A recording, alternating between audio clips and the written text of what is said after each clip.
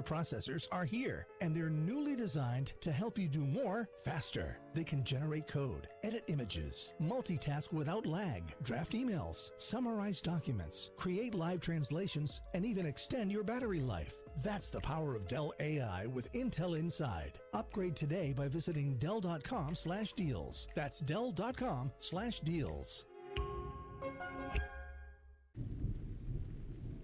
Some days feel heavier than others, especially after a storm like Helene. If you're still feeling the weight of trying to rebuild, you're not alone. Call the Hope for NC helpline and talk to someone who's ready to listen and offer support. Visit hope4nc.org for free confidential 24/7 support. That's hopefornc.org. Portions of the following program were pre-recorded. From the Ingalls studio, WPEK Fairview, WMXF Waynesville, W225 CJ Candler, the #1 preset in your car, and the new and improved iHeartRadio app. Free never sounded so good. Live from the Ingalls studio, I can't wait to play with myself every day. the Sportsocracy. Damn the devil to hell! Let the big dog eat! Let him on the field! Come get you some of this. Fire them cannons! By golly, put more powder in those things. He couldn't take any more disappointment. Oh my God, the Jets killed him.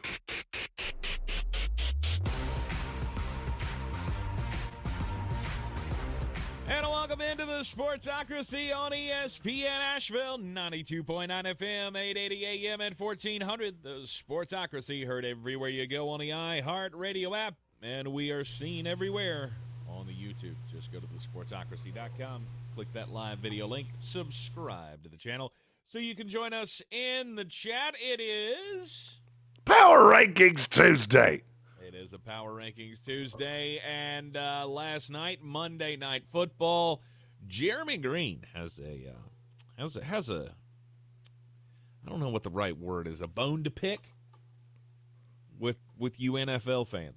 I just want to know why some of you have this selective amnesia that I cannot wrap my head around. What do you mean selective amnesia? Okay, so Tank, how much of last night did you watch? Some, obviously not all. I gotta get my CPs in. You did have to get your CPs in. Right. I watched every second of it. Okay. And for, I'll say 3 1/5 quarters, I actually actively wondered if J.J. McCarthy had made a substantial wager against the Minnesota Vikings. Because I didn't think an NFL quarterback could be that bad. Then the Chicago Bears have no corners left. They're bemoaning losing Nashawn Wright, who the Dallas Cowboys looked at and went, we're good. We'll go with Kalen Carson over you. That's who's on Justin Jefferson. And in the fourth quarter, he's just always open. And now, to hear it, I've heard J.J. McCarthy compared to Steve Young. I've heard him compared to a litany of really good quarterbacks. And let me say this as clearly as I can. J.J. McCarthy and Caleb Williams played the exact same game in reverse. Caleb was really good on structure, on schedule, on script. Kevin O'Connell adjusted to put J.J. McCarthy in a good light. They both sucked on ice for 3 quarters. Okay. I don't think anybody with an IQ above salad dressing could tell me that they watched last night and went, J.J. McCarthy looked like an NFL quarterback for that entire game. And I know what people are going to say. Oh, but he improved. The game slowed down. And all of a sudden, the light bulb came on and he figured it out. Okay. How many times have you said that about Caleb Williams? 6? 8? Man. Caleb Williams can't figure out the clock.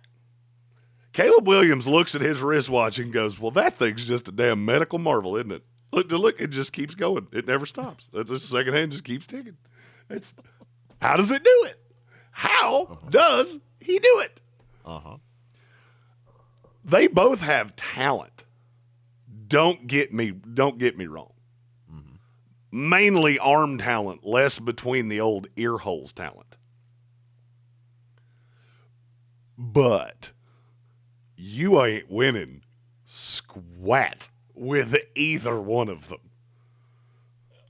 Now, can McCarthy get better? Yes. And I will hedge my J.J. McCarthy thing on, I will say this. I have grossly undervalued Kevin O'Connell. Yes. He coached a masterclass last night, and it did not hurt that Ben Johnson looked like a guy coaching his first NFL football game. I love Ben. I want Ben to be successful. I hate where he landed. I hate his fit with this quarterback, and I hate that he is with the Chicago Bears because I think they are cursed by the devil. I'm pretty sure the New York Jets, when Joe Namath cursed the Jets into the lake of fire, I'm pretty sure somehow he got the Chicago Bears too. I just haven't figured out how yet. Okay. I was at the Village Porch last night watching this game. There was, and I did not catch the guy's name or I would tell it to you. There was a Chicago Bears fan sitting beside me. I have actively not stopped making fun of J.J. McCarthy since the first snap of this game. He looked at me at the start of the fourth quarter and said, never forget, this is the Chicago Bears. And we've lost games worse than this, that we looked better than this. Mm-hmm. And I laughed and I went, man, I didn't think there was a fan base that could be as cynical as the New York Jets. And yet, I have found one. And then there it is. And then it happened in slow motion. It was like watching a movie. I couldn't fathom, how would you say we got here? But I guess when you leave Justin Jefferson just wide open. Mm-hmm. Aaron Jones, I mean, that was a masterclass of, hey, Dennis Allen, I've watched you coach in this league for long enough, and I know what you're going to do. And you're going to leave that slow linebacker, Noah Sewell, that fell in the draft like a rock because he ran about a 5.9 40. You're going to leave him on Aaron Jones, and there's not going to be a safety back there to help out. Mm-hmm. Got him. So I will say this. If J.J. McCarthy is allowed to throw on air for the rest of his career, then yes, he can be a good NFL quarterback. Here's what I think is going to happen. He meets the Atlanta Falcons this week, and I'm going to go out on a limb and say you see those young pass rushers with their hair on fire. Because if I were James Pierce Jr., or if I were Jalen Walker, or if I were Leonard Floyd, and I'm watching what I saw out of Minnesota last night, I'm sitting back going, oh, baby, give it to me. I know you brought it with you. Because I am going to bust your head as many times as I can. Uh-huh. I've been wrong before. I'm listening to some of these Viking fans today like, did you watch the same game that I did? Was J.J. McCarthy touched by an angel at the beginning of the fourth quarter? Or does it make more sense that Dennis Allen fell on his own sword the way he has for the better part of 2 decades? Mm-hmm. But sure, yeah, you feel good. 1-0, baby. 1-0 is 1-0. I just hope you don't have to play Green Bay anytime soon. I haven't looked, so I don't know. They don't. I thought they played them both times. I thought it was December on. Thanksgiving. That's good for you. Thanksgiving's the first one, and then they end the season with them. So they don't have to play them soon. But, I mean, you do have to play, the Falcons, who are super aggressive in their pass rush, as we learned in the Tampa game this past week. Uh-huh. Then you play... Who also, by the way, has A.J. Terrell that can deal with Justin Jefferson. Sure. Then week 3 is Trey Hendrickson and Shamar Stewart. Have fun with that. Then I wouldn't be super worried about that one. Then you get T.J. Watt and Alex Highsmith after that. Then you get Myles Garrett after that. The week after that, you play the Philadelphia Eagles. The Chargers are after that. And then Aiden Hutchinson and the Detroit Lions. If you get my point. Lots of teams coming up that can rush a passer and can make J.J. McCarthy uncomfortable. Look, I mean, Okay, so there were some injuries for the Chicago Bears secondary. Still a good sign, though, that your rookie quarterback came in there, not a rookie, first start quarterback, came in there and led 3 touchdowns in a row, is it not? And looked pretty good doing it. Capped it off with a rushing touchdown himself. It was a good fourth quarter. Oh yeah, he was fine in the fourth quarter. Yes. Do I really feel like that was his due? All right, so I guess my question would be, are you looking more sideways at the Bears or more promisingly to the Vikings? Because for me, that's not even close. Well, I mean, the Bears giving up a 17-6 lead in the fourth quarter is very concerning. The Minnesota Vikings had 84 yards going into the fourth quarter. 84. In an NFL football game, they had 84 yards. They finished with 254. They threw for a $134.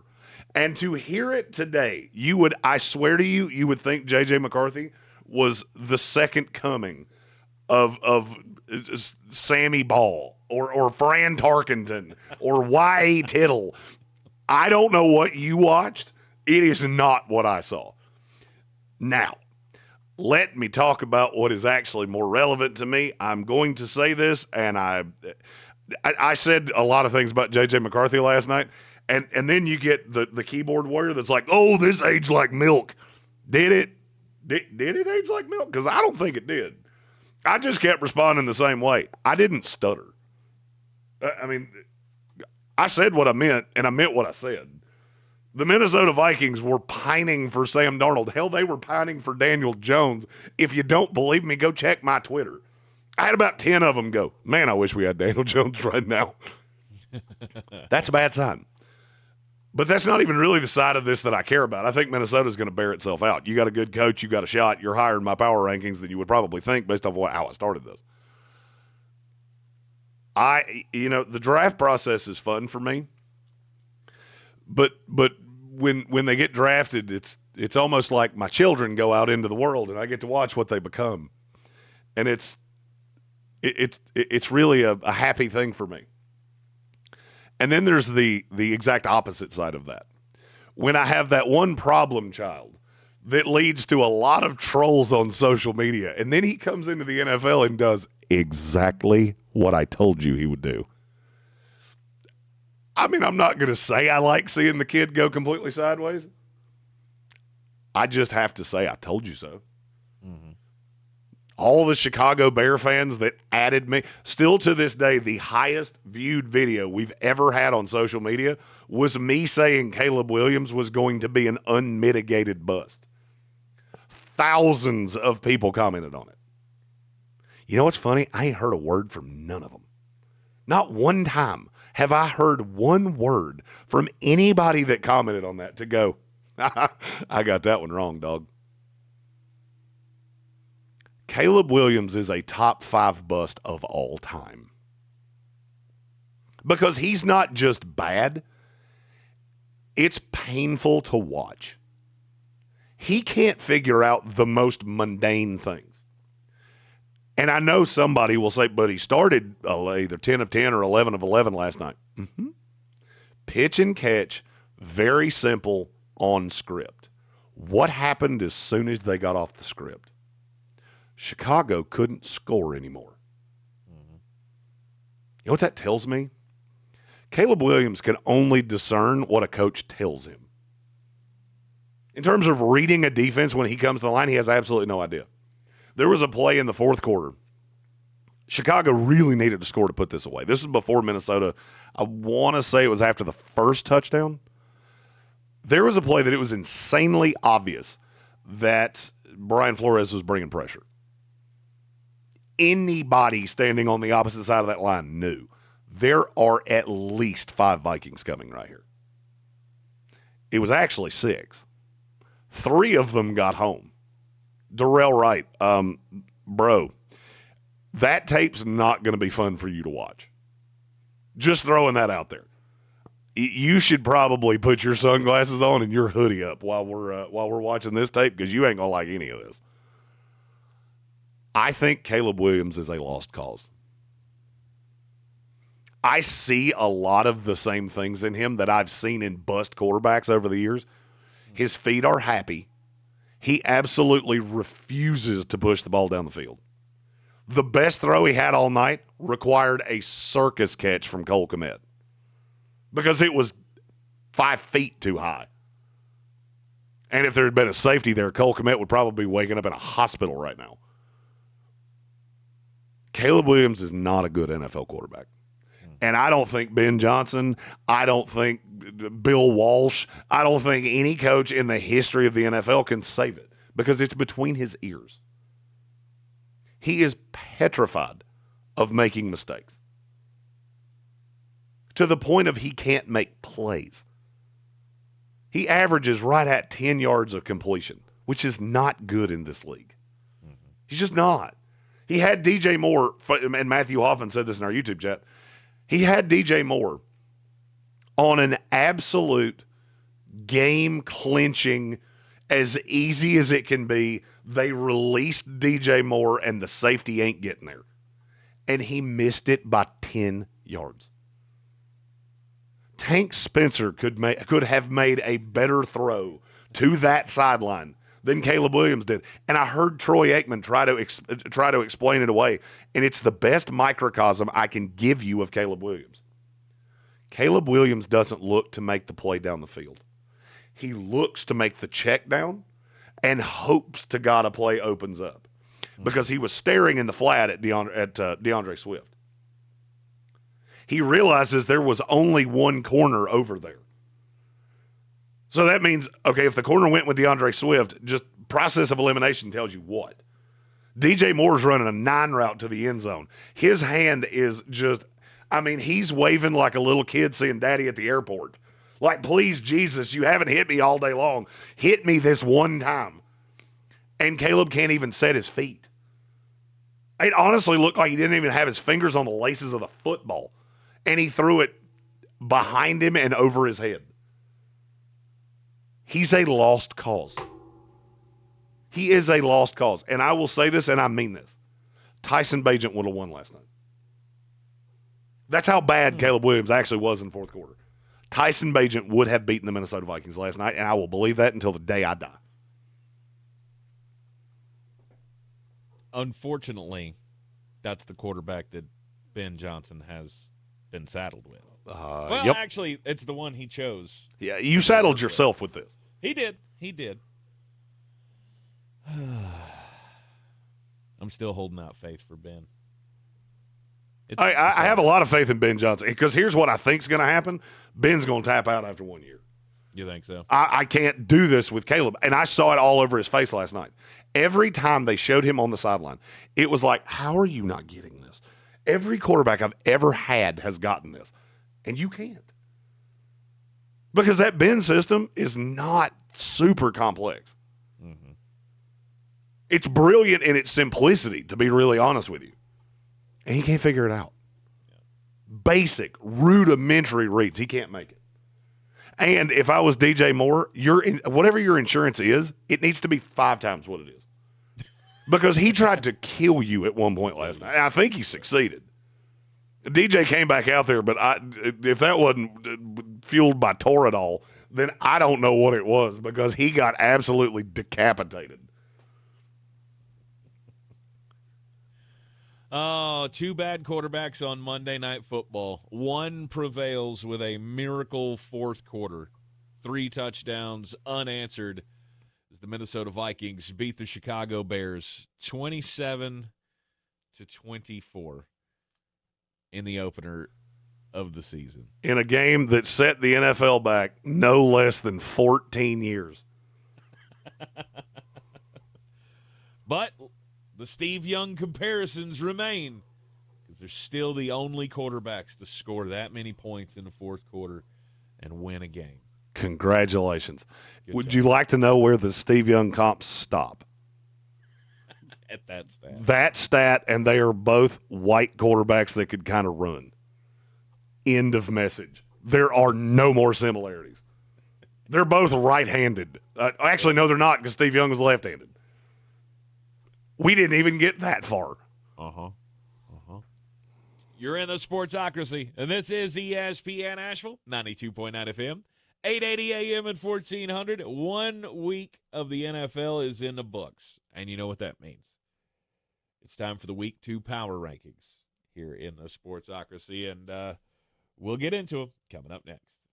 Our 2025 IR And we're clear. Festival, presented by Capital One. September 19th and 20th at T-Mobile Arena, Las Yeehaw, Vegas. Mimo. Streaming live only on Hulu. Limited tickets still available at AXS.com. Get yours while you still can. Capital One is the proud presenting partner of iHeartRadio Music Festival, bringing great products, rewards, and services to its customers. What's in your wallet? The free iHeartRadio app has over 100 commercial-free stations waiting for you to explore right now, like Alt 2K. A commercial-free look back to alternative from the 2000s. It just takes some time, little girl in the middle of the ride. With Foo Fighters, Weezer, Linkin Park, Green Day, the Red Hot Chili Peppers, and more. Just open the free iHeartRadio app, search Alt 2K, and make it your next preset. iHeartRadio. This season, the Eagles Living the Dream Tour rides again, and this time, we ride together. Thanks to fine partners like Clarissa Sells, WBNC.com, the Sportsocracy has teamed up with Appalachian Motor Coach to ride with you in style to some of the best games around. Click on Living the Dream 2, TOO.com, to see the schedule and pick your destination. You buy the ticket, we'll get you to the game. No worries about parking, and we have the food and drinks covered as well, with a special thanks to Bear Smokehouse Barbecue and Cultivated Cocktails. Live the dream with us. Living the Dream 2, TOO.com. I'm Coley Duffy. I'm Cody Ward. And we're the Chainsaw Brothers. Actually, we're cousins. A few days after Helene, we was in the driveway having a couple beers, waiting on the power to come back on. And we heard so many people calling, needing trees removed, and couldn't afford it. So I called my dad to borrow a chainsaw, and over the next few months, we cleared trees for our neighbors. Our business was born out of wanting to help Western North Carolina get back on our feet. We are fully insured and licensed. We keep our promises, meaning if we say we're going to be there, we'll be there. In these parts, we live how we were raised. When you call the Chainsaw Brothers, you're not a customer, you're family. We're good at what we do, and we do it for a reasonable cost. For all your chainsaw needs, call the Chainsaw Brothers. 828-316-1013. Or find us on Facebook. See how we treat our family. Are you still covered up with storm damage and debris? Call us about our daily rates at 828-316-1013. That's 828-316-1013. We're the Chainsaw Brothers, and with our neighbors, we're Western North Carolina strong. Woohoo! Selling your home? Don't settle for average. Our real estate team at Clarissa Sells WNC and eXp Realty offers Zillow Showcase, an exclusive AI-powered listing experience available to just the top 10% of all listings in our area. With immersive media, cutting-edge design, and elevated marketing, Showcase listings, they go pending quicker and sell for up to $9,000 more than standard listings. Ready to stand out in a crowded market? Give our team a call today, 828-774-6343, because your home deserves the spotlight. Sometimes it's the little victories that mean the most. Those everyday celebrations that bring a smile to our faces and joy to our hearts. At Ingalls, we know there's no one you'd rather share those miniature, memorable moments with than family. Ingalls, all the ingredients for family.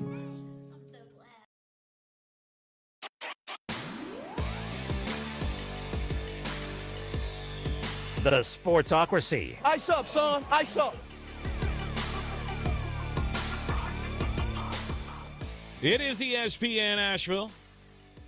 The Sportsocracy on a Power Rankings Tuesday. Welcome back in. I physically don't have the voice to scream it, so I can't. I'm telling you, Tank, I'm falling apart. I got one day till vacation. I got an eye that looks like I got stabbed in it. My voice is on fire, and I think I've slept about 15 minutes. So you try to scream a couple more times, that eyeball might pop out. I'm telling you, my eye is killing me. I scratched that bad boy on Saturday, and I have done everything in my power to make me not look like a horror movie character, but it's not working. Man, by the end of the show yesterday, that thing was blood-filled. Oh, and it's worse today. So I feel for you. I can't really see it all that much on the camera there, but you can tell it's a little lazy. So hopefully some nice pollen and fall leaves will be good for you once you get out on the golf. A little salt air. I'm hoping that salt air and domestic lights are going to be just what the doctor ordered. Maybe a transfusion or 11. Yep. All right, we got some super chats to get to before we start the power rankings.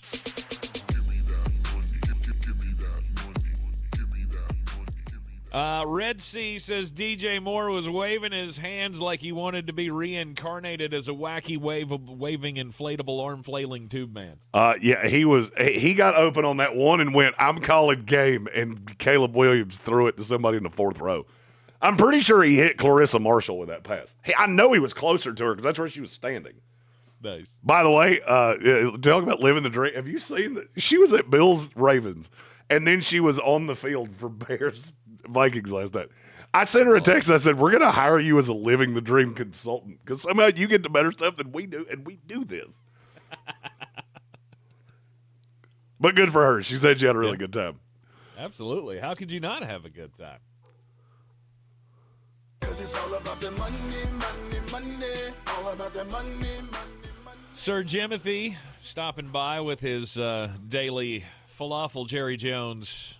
That man spends $100 a month to say falafel Jerry Jones, Billy Napier, and the city. I can't even see his super chat, and I already know what it says.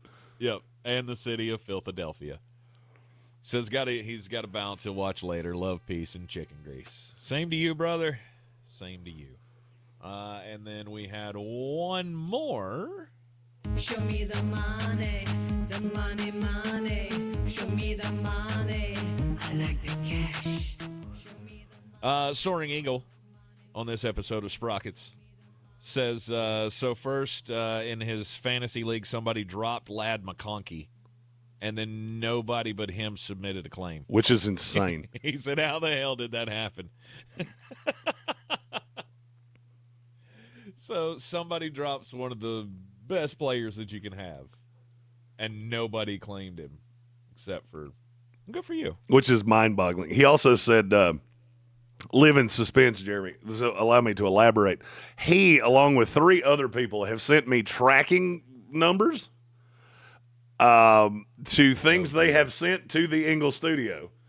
Wonderful. This has apparently become a thing that we're just going to send Jeremy god-awful things to wear, and I hate that I said this. I'm fully prepared for somebody to send a wedding dress. Like, I think that's going to happen. Mark Starling is now interested in getting involved in this. Of course he is.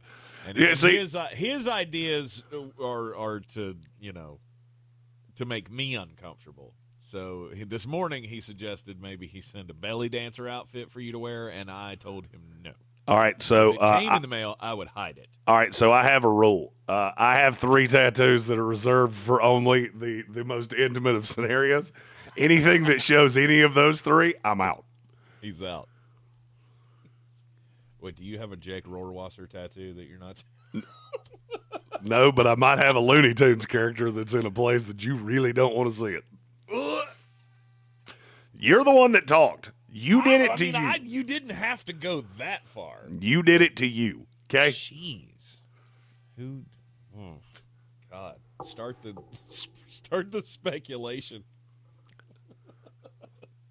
And no, Matthew Hoffman, I do not have a tramp stamp. That is. Although I did almost lose. I almost wound up with one on a fantasy football dare one time with Cowboy Zach Ertz. I would have lost. Cowboy just wouldn't do it. Yeah. Because he really did not like the idea I had for him. I'll give you a hint. It had Dak Prescott and Ezekiel Elliott on a horse. Mm-hmm. You can write the rest of that joke. Soaring Eagle says Gary Birch introduced the Ginger Bunny, and now he will allow him to introduce the Ginger Papaya. Oh, Lord. That means. Oh, Lord. He's going to have me dressed like Carmen Miranda. That's where this is headed. I see it coming.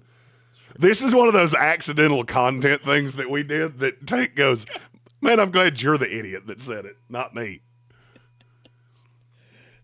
I'm not going to read that one, but Gary Birch has officially made a guess of what tattoo and where.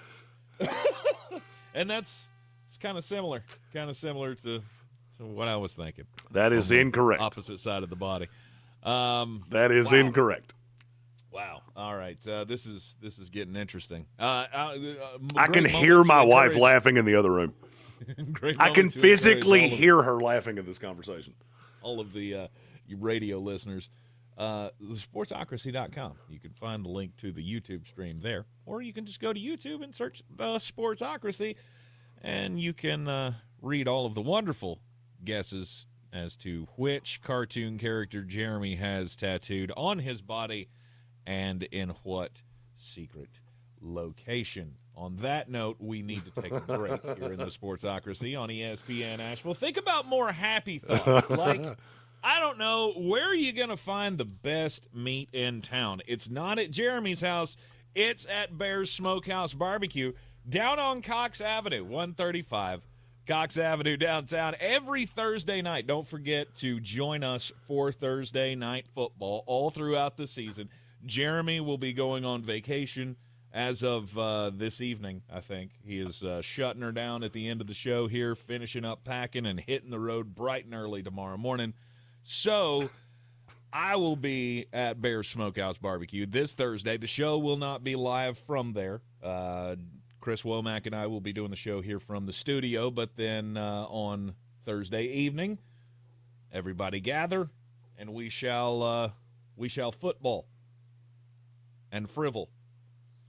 At the home of frivolity. Yes, at the home of frivolity. According to Gary Birch, that's what my Looney Tune does, is frivol. It frivels. You want the balls, you know where to go.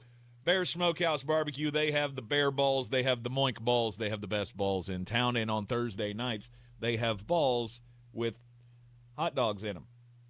You're in the Sportsocracy. This is ESPN Asheville. Bear Smokehouse Barbecue, the official barbecue of the Sportsocracy. Power Rankings Tuesday coming up next. ESPN Asheville.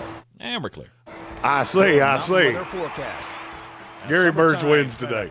I do say your Tasmanian devil seems to frivol a lot next to your nutsack, sir. Even afternoon today, not there yet. Oh, boy. He wins the day. I see. It's not going to go away. itself. Sunshine and warmer 77.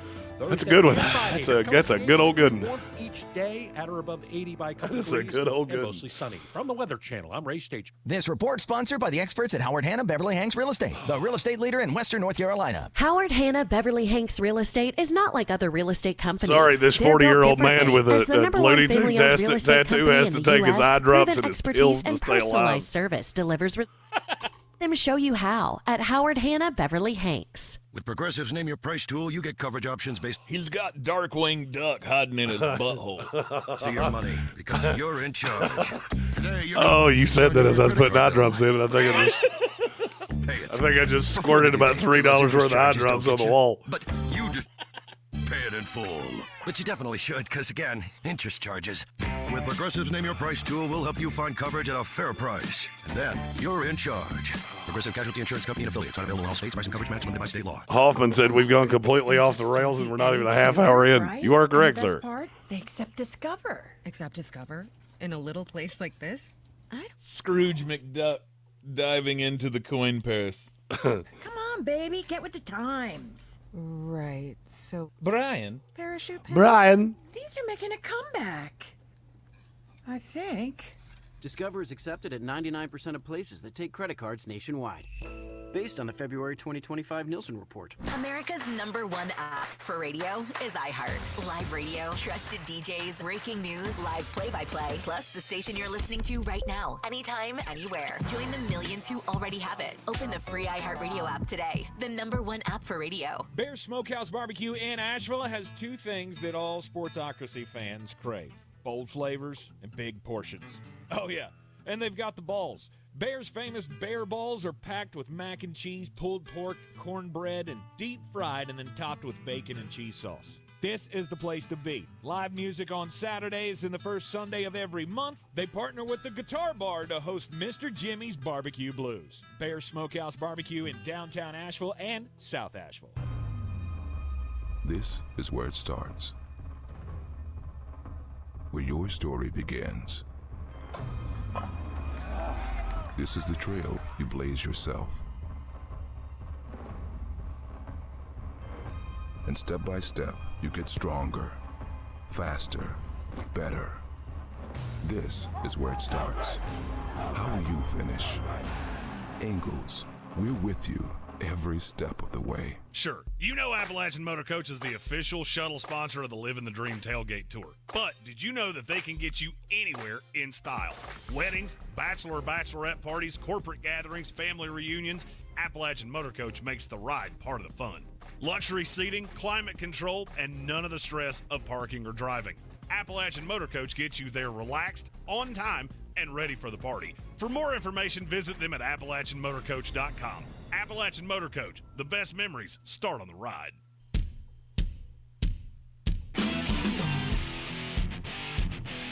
The Sportsocracy. You were just dumber than a bag of hammers.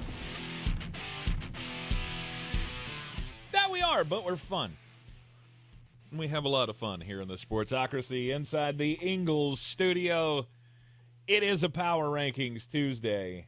Week 1 of the NFL is in the books, so the Week 2 Power Rankings. We always start from the bottom, Jeremy, like your tattoos. Sorry, I couldn't help it. Number 32.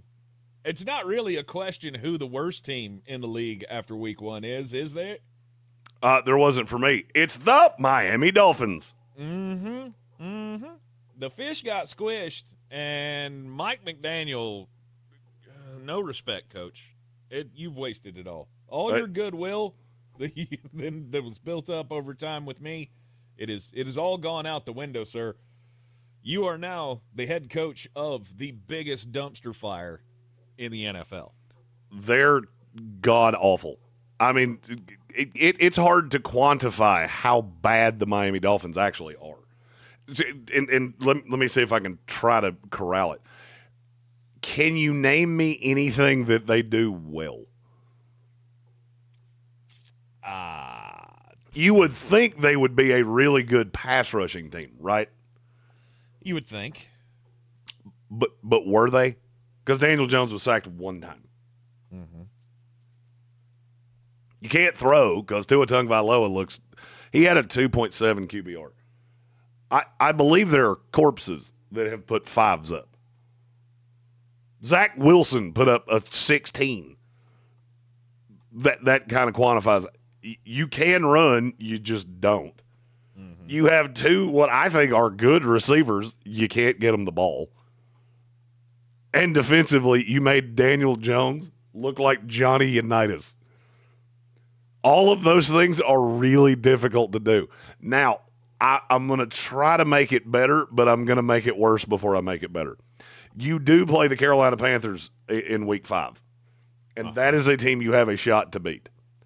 Outside of that, between now and Thanksgiving, you play the Patriots at the Bills, the Jets, who may run for 4,000 yards on you, the Chargers, at the Browns, at the Falcons, the Ravens, the Bills, and the Commanders. That's a lot of losses. Mm-hmm. Like a lot. That is a gaggle of losses. If those losses were birds, that'd be a lot of damn birds. Good Lord, you're bad. And now the question is, how long does Mike McDaniel survive, and why is it, I'll say, after they lose to the Jets on Monday Night Football in a game that we all already hate? Fired in the middle of the season. I think he could get fired in the middle of a game. If it goes that bad again and Drake May comes out, if they make Drake May look like Tom Brady, I think we're good. Whew, they're bad. Yeah, and they're on a one-track path to taking a quarterback at the top of this next draft. Well, I mean, the bad thing is that you're stuck paying. Sellers. Well, I mean, you're stuck paying Tua Tagovailoa $70-some-odd million, which, it would be unpredictable if that was going to be the biggest albatross contract in the NFL, except we predictabled it. Mm-hmm. I mean, at some point, you got to move on from it. I didn't think you should pay him in the first place, but. Exactly. But you can't continue to do this over and over again. Well, maybe you can. Maybe next year in the draft, you're picking at the top of the draft. You take, like, Jermod McCoy from Tennessee. You get your corner. And then you pick second the following year. Then maybe you get your quarterback then. Not a lot of hope for the Miami Dolphins. Number 31. The New Orleans Saints. Yeah, they're terrible. Hey, you tried real hard, but you're not good at football. Look, Kellen Moore, I actually thought they competed pretty well. It's just as you look up and down this roster, there are so many guys. Would they play on any other team in the NFL? Like, would Spencer Rattler make half the teams in the NFL? Because I don't think he would. No, he would not. I mean, he'd get cut in Tampa. Right, but they'd keep Baker Mayfield and Teddy Bridgewater and not even think about Spencer Rattler, I think. But I mean, they have so many – there are so many players that I saw in that defense that I just go, where in the world would you play other than here? Mm-hmm. It's a bad roster. And the bad thing is bad and it's old. It's one thing to be bad, but when you're bad and old, that is terrible. Mm-hmm. If you had to rank the 3 best players for the New Orleans Saints, who are they? Oh, let's see. You got Alvin Kamara. He's 30. You have Chris Olave when he's healthy. He's hurt so often that I mean, I'll give you Olave. That's the one young player you could say here. Right. I mean, it's got to be Cameron Jordan. He's 36. 45. DeMario Davis is 36. Yeah. I mean, it's just they have so few benchmark pieces. If you're New Orleans, just lose, baby. Mm-hmm. Kevin, the PRF, asked, what is their shot at home with Kittle and Purdy out? I don't care if Kyle Shanahan plays this game, and his number one receiver is Tongas, the tight end of the future. Yeah, I would still take San Francisco to beat New Orleans. As would I. Number 30. And Andreas Pinckney, one of our resident Saints fans, said Kamara, McCoy, Olave, Shaheed, Fuaga, and Banks. Yep, I think I actually would say he's probably accurate. Olave scares the heber-jeebers out of me, but at least you got some young guys there. And I think they do have 2 tackles in Fuaga and Banks, which is hard to get. If you can keep Olave healthy and wean Shaheed back in, that is at least a setup for a young quarterback a year from now. Or Tyler Shuck 2 weeks from now. Mm-hmm. Number 30. Wow. The Carolina Panthers. No. Good. Week 1 was not good. Jeebus. Yeah. Bryce Young. Remember all that momentum we kept talking about from the last 4 weeks of the season last year? And then first week of the season, I mean, it was bad. You picked a bad week to have a bad week, right? Because the Jacksonville Jaguars are not a team that I think is really all that good. And I am higher on Jacksonville than you are. Right. But I mean, you should have been better than that. Bryce Young was awful. They were bad. The thing that would scare me the most, you were so bad against the run that Jacksonville went, we're just set. Screw it. Trade Tank Bigsby. Also, Philadelphia Eagles, why did you give up 2 picks for a running back? That there are 47 guys that can return kicks in this league. Philadelphia has so many picks at this point, they just go, screw it. They'll just accept. It's almost like playing Madden where you've traded for so many picks, you just go, give him 2. I don't care. Yep. I want him, so they have that. I don't care. Carolina, it doesn't get easier either. I mean, they go at the Cardinals, Falcons, at the Patriots, and I think they are going to get smacked in all three of those. The thing that worries me is how bad your defense still looked. Like, Trevor Lawrence wasn't even good, and they still almost put up 400 yards on you. Because you let Travis Etienne just run wild on you. But nothing has changed. See, Not really. That's my problem with the Carolina Panthers is, okay, you got Derek Brown back. Awesome. But really nothing has changed from the defense that you trotted out there last year. You just have more dudes. But I mean, are they good dudes? Good players. That's what I'm saying. You don't have good players. I have guys who would be backups for most defenses. I mean, I like Trayvon Morgan. I think Christian Roseboom has merit in this league. And I really like Derek Brown. J.C. Horn's a really good corner. But then you get into like the Caleb Evans and some of these other guys that play snaps for them. They're not good. And I had a fear of this. As Dan Morgan was spending all this money, it felt like he was trying to fix every position. And instead of fixing 4 of them with the money he had with elite options, which is what Milton Williams or Josh Sweat or any of these guys that move teams, instead he just tried to handle it all at once. And now I think it's better than it was, but it's still not good. But it's just fractionally better. It's just, okay, so last year we were the worst statistical defense in the history of the NFL. This year, we're going to be number 2. It's bad. Not by much, but we'll be number 2. It's bad. Yeah, not a good start for the Carolina Panthers, and better figure out something. Better figure out a way to score some points. Tank, we have breaking news. Who's gonna break the news? Who's gonna break the news? Who's gonna break the news? Who's gonna break the news? The error has ended. Jake Moody has been waived by the San Francisco 49ers. It's about time. And boys and girls, this is example number 547,000. Don't draft kickers. Literally, you can find any soccer player off the street that will be as good as Jake Moody was. And instead, you wasted a 3rd-round pick on it. What was it I read this morning? Since week 10 of last year, he's only made like 52% of his kicks. He's not good. Rough. Oh, what is that? I feel like this is where the Sarah McLachlan music should come in.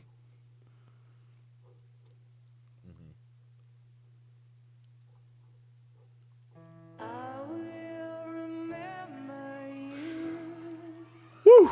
That might be the worst 99th pick in NFL history. Hey, on the bright side, Jake Moody combined was 30 of 33 from inside 39 yards. From outside of 40 yards, he was 16 of 29. Not very good. Tank Spencer could also be. No, he couldn't. That's not true. No, Tank couldn't hit a 40-yard field goal for $1 million. Like Pat McAfee could bring him out there and go, I will give you $10 million right now to hit this, and he would hit somebody in the crowd. Absolutely. Not a chance. The end of an error. I've never even actually tried to kick a field goal. It's way harder than people think. Oh, you got to put a lot of keister into that. It's hard to get lift on the ball. It's also really hard to hit it in the right spot. Because if you hit it low, it's like a pitching wedge, and it just goes really high and then drops. But if you hit it in the middle, there's no telling where it's going to go. It's a big oblong ball that doesn't really want to do what you just asked it to do. Yeah. And Jake Moody found that out the hard way. Time and time and time again. But it is over. Jake Moody gone, waiting for the message about Young Hui Koo. We barely knew you. The Falcons are signing Parker Romo to their practice squad just in case Young Hui is not so cool next week against your Minnesota Vikings. All right, let's go to number 29 on the power rankings. Tennessee Titans. Your coach doesn't know what a catch is. That's one of the top 5 dumbest things I've ever heard. And we had a sitting president ask for the definition of the word "the." Roger Clemens once said he misremembered things. Yep. And I'm not sure that wasn't more intelligent than elbow doesn't count as 2 feet. Actually, it does. Yes. Did you hear his explanation of that yesterday? I did not. He said I misinterpreted the rules. How do you misinterpret that? That's like saying you misinterpreted a door for a driveway. I know I drove my car into the building. I thought it was a road. It had lines, and there I went. Just misinterpreted the roadway. No, Brian, that's a felony. That's not good. The Titans are terrible. Here is the one thing that kept them from 32. A, how bad the Miami Dolphins are. Mm-hmm. B, they actually have players that are better than the Panthers and the Saints. They showed fight. They had the ability to win a game against what I think is a decently good team. And I think they're going to do that more than people think. Because I didn't think the defense, I never at any point thought the defense was bad. Did you?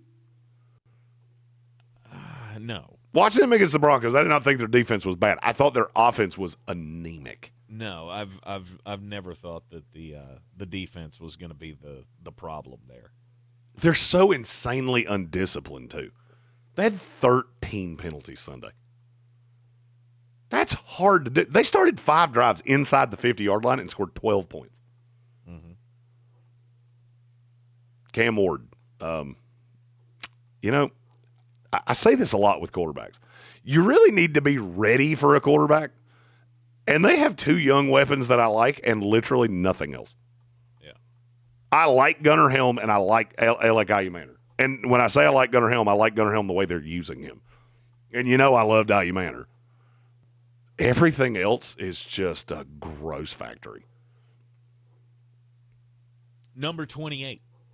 I do love that we're churning along at a good speed through the turds. Mm-hmm. Because we usually don't do that. 28. Be mindful. 28. The Cleveland Browns. Oh, Myles Garrett. Why can't you play for anyone else? Or why can't there just be anything else on that team that I like? Because it's the Cleveland Browns and they're destined to be trash. Can you explain to me how it made – this is another one of those teams, like I said with New Orleans. How did it make sense to throw 45 times? I mean, I get it. You didn't run well. You don't have the young running back that you want to be trotting out there. But you have 2, I think, pretty decent running backs in Raheem Sanders and Dylan Sampson. How did that game plan make sense? You completely stymied the Cincinnati Bengals. All you had to be able to do was score at like a competent offense, and you couldn't do it. And Flacco threw it decently well. He just threw it too much. 45 times is a lot to ask out of a 40-plus-year-old quarterback. But do you expect anything else from the Cleveland Browns? Has to be my question. I mean, they ran the ball 24 times in the game for 49 yards. That's why you throw it 45 times, because every time your running back touches it, he's getting 1 yard. I'm going to say this. I think Cleveland becomes much more difficult to deal with when Quinshon Judkins is up to speed. Possibly. I drafted him in a lot of places in fantasy leagues, just going, I don't need you to do anything for 6 weeks. I don't care if you play a down for 6 weeks. But I have a feeling there's coming a day. I don't think Dylan Gabriel or Shedeur Sanders are playing in this calendar year because you got a coaching staff that's trying to save their jobs. But I do see a path that Quinshon Judkins gives them a little pop. And him and Dylan Sampson are enough to kind of balance out that offense. Look, the next 4 weeks are not going to go well. You play at the Ravens, the Packers, at the Lions, and the Vikings. I don't know who you pissed off in the league office. but it was somebody, and they are willfully trying to make an example of you because you play the Steelers the week after that. But then you go Dolphins, Patriots, Jets. You got one with the Titans. You got one with the Bears. I actually think Cleveland could win some games, and I don't think that's that untoward. Okay. I mean, everybody, aside from a few teams in history, wins a couple games. I think Cleveland could win 4 or 5. Mainly because they play a drag schedule in the meaty clackers of the schedule. I was going to say, how about this? How about don't? How about I didn't say you should. How about you just trot out those rookie quarterbacks and just keep losing? I didn't say you should. I said you would. Right.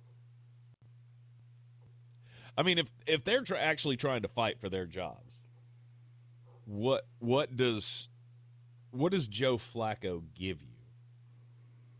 Because you're not going to win enough. A very aggressive. He gives you a very aggressive set of eyebrows. Right. Winning 5 games does not save your job. I don't think. I don't think anything saves their jobs, but doesn't mean they're not going to try. Right. Yeah. Who knows? It's going to be another horrendous year for the Cleveland Browns. Although watch them turn around and somehow beat Baltimore next week. It's happened before. It's not going to happen this time. It could happen. You are in the Sportsocracy. This is ESPN Asheville. It is a Power Rankings Tuesday. We will continue knocking them down when we come back. ESPN Asheville. Clear. Your mountain weather forecast. Now, summertime kind of peeking its head around the corner as more 80-degree temperatures are coming back here this week. Beauty of an afternoon today, not there yet, sunny 75. Tonight, clear, mid-upper 40s with some patchy fog by morning. Wednesday, those areas of fog will go away. We'll have sunshine and warmer 77. Thursday and Friday, here comes the 80-degree warmth each day, at or above 80 by a couple degrees, and mostly sunny. From the Weather Channel, I'm Ray Stage. This report is sponsored by RenewalByAnderson.com. September is the month to save big at Renewal by Anderson. Right now, take 25% off windows and doors, plus 0 down and 0 interest for 24 months. Hurry, these savings end September 30th. Renewal by Anderson. Big news, Asheville. Clover CBD has opened a brand new dispensary at 8 Weaverville Road in Woodfin. Clover CBD is locally owned, community focused, and they're saying you're quiet. Providing premium hemp products I can't at really affordable prices. And here's the best part. Radio listeners get 20% off one in-store purchase, plus a free gift when you mention this ad. Offer valid once per customer through the end of October. Stop by their new Woodfin location today. Probably or visit test that out and see how that sounds. to learn more. That's clovercbd.com. My perfect day as I don't know. Will the talkback do anything? Does that make any difference? No, the talkback comes back the same way you do. All in with clearer skin thanks to Sky Rizzy. Risankizumab Rizza, a prescription-only 150 milligram injection for adults who are candidates for I cranked you up, but phototherapy. With Sky Rizzy, most people saw 90% clearer scent plaque-free at 4 months. Sky Rizzy is just 4 doses a year after 2 starter doses. Don't use if allergic to Skyrizi. Serious allergic reactions. You're coming through my desktop, so turning you up here would not do any good. Before treatment, get checked for infections and tuberculosis. Tell your doctor about any flu-like symptoms or vaccines. Thanks to Skyrizi, there's nothing on my skin. You know, that just makes you louder in my head. Everything. I did not realize that the Cleveland Browns have actually beaten the Baltimore Ravens every year since 2020. Prescribed which is insanity. Visit Skyrizi.com or call 1-866-SKYRIZZI to... It's one of those things I said it, and then I confirmed it, and I still don't believe it. So take credit cards Wow, nationwide. ain't it? You heard right, 99%. If you don't think so, maybe it's time to face facts. You're stuck in the past. Based on the February 2024 Nielsen Report, learn more at discover.com/creditcard. Halloween is the place to be on Saturday, September 13th, as WCU football takes on Elon as we white out Whitmire, courtesy of Ingles, 99.9 Kiss Country, Star 104.3, and ESPN Asheville. The first 5,000 fans will receive a free whiteout shirt. Come early and see one of the best traditions in FCS football, the Freshman Run. Advanced ticket sales start at just $18 for adults, $13 for kids. For tickets, visit catamountsports.com or call 800-34-GO-WCU. Go Cats! This is J.W. Whitley, General Manager at Parks Ford of Hendersonville. Our value of commitment. Committed to you as our customers and the community that we serve. To do better, be better every day. That's the Parks Promise. Experience the Parks Promise today at parksfordhendersonville.com. Clarissa sells WNC as the #1 team in Buncombe County. We have the customer service experience to assist you in achieving your real estate goals. Our team offers something that 90% of listings in our market won't have, Zillow Showcase. Check us out at clarissasellswnc.com. This season, the Eagles Living the Dream Tour rides again, and this time we ride together. Thanks to fine partners like clarissasellswnc.com, the Sportsocracy has teamed up with Appalachian Motor Coach to ride with you in style to some of the best games around. Click on Living the Dream 2, TOO.com, to see the schedule and pick your destination. You buy the ticket, we'll get you to the game. No worries about parking, and we have the food and drinks covered as well, with a special thanks to Bear Smokehouse Barbecue and Cultivated Cocktails. Live the dream with us. Living the Dream 2, TOO.com. Almost 1 year ago, Bear's Smokehouse Barbecue became the home of World Central Kitchen and served over 1.5 million meals to folks who needed it after Hurricane Helene.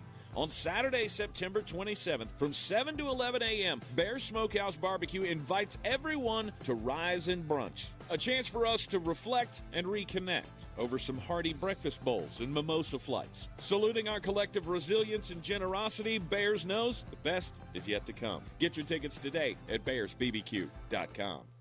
From the money tray. Our mission, to improve lives with every interaction. This is JW, General Manager at Parks Ford Hendersonville. Experience the Parks Promise today at parksfordhendersonville.com. That's parksfordhendersonville.com. From the Ingalls Studio, WPEK Fairview, WMXF Waynesville, W225CJ Candler, the #1 preset in your car, and the new and improved iHeartRadio app. Free never sounded so good. The Sportsocracy. 25 iHeartRadio. Look, say one more time. The Sportsocracy. Shake it back! Beer City's best sports talk. It is gross. Just earlier. They are mature, actually. You just have to get to know them better. Your lunchtime dose of dumbassery.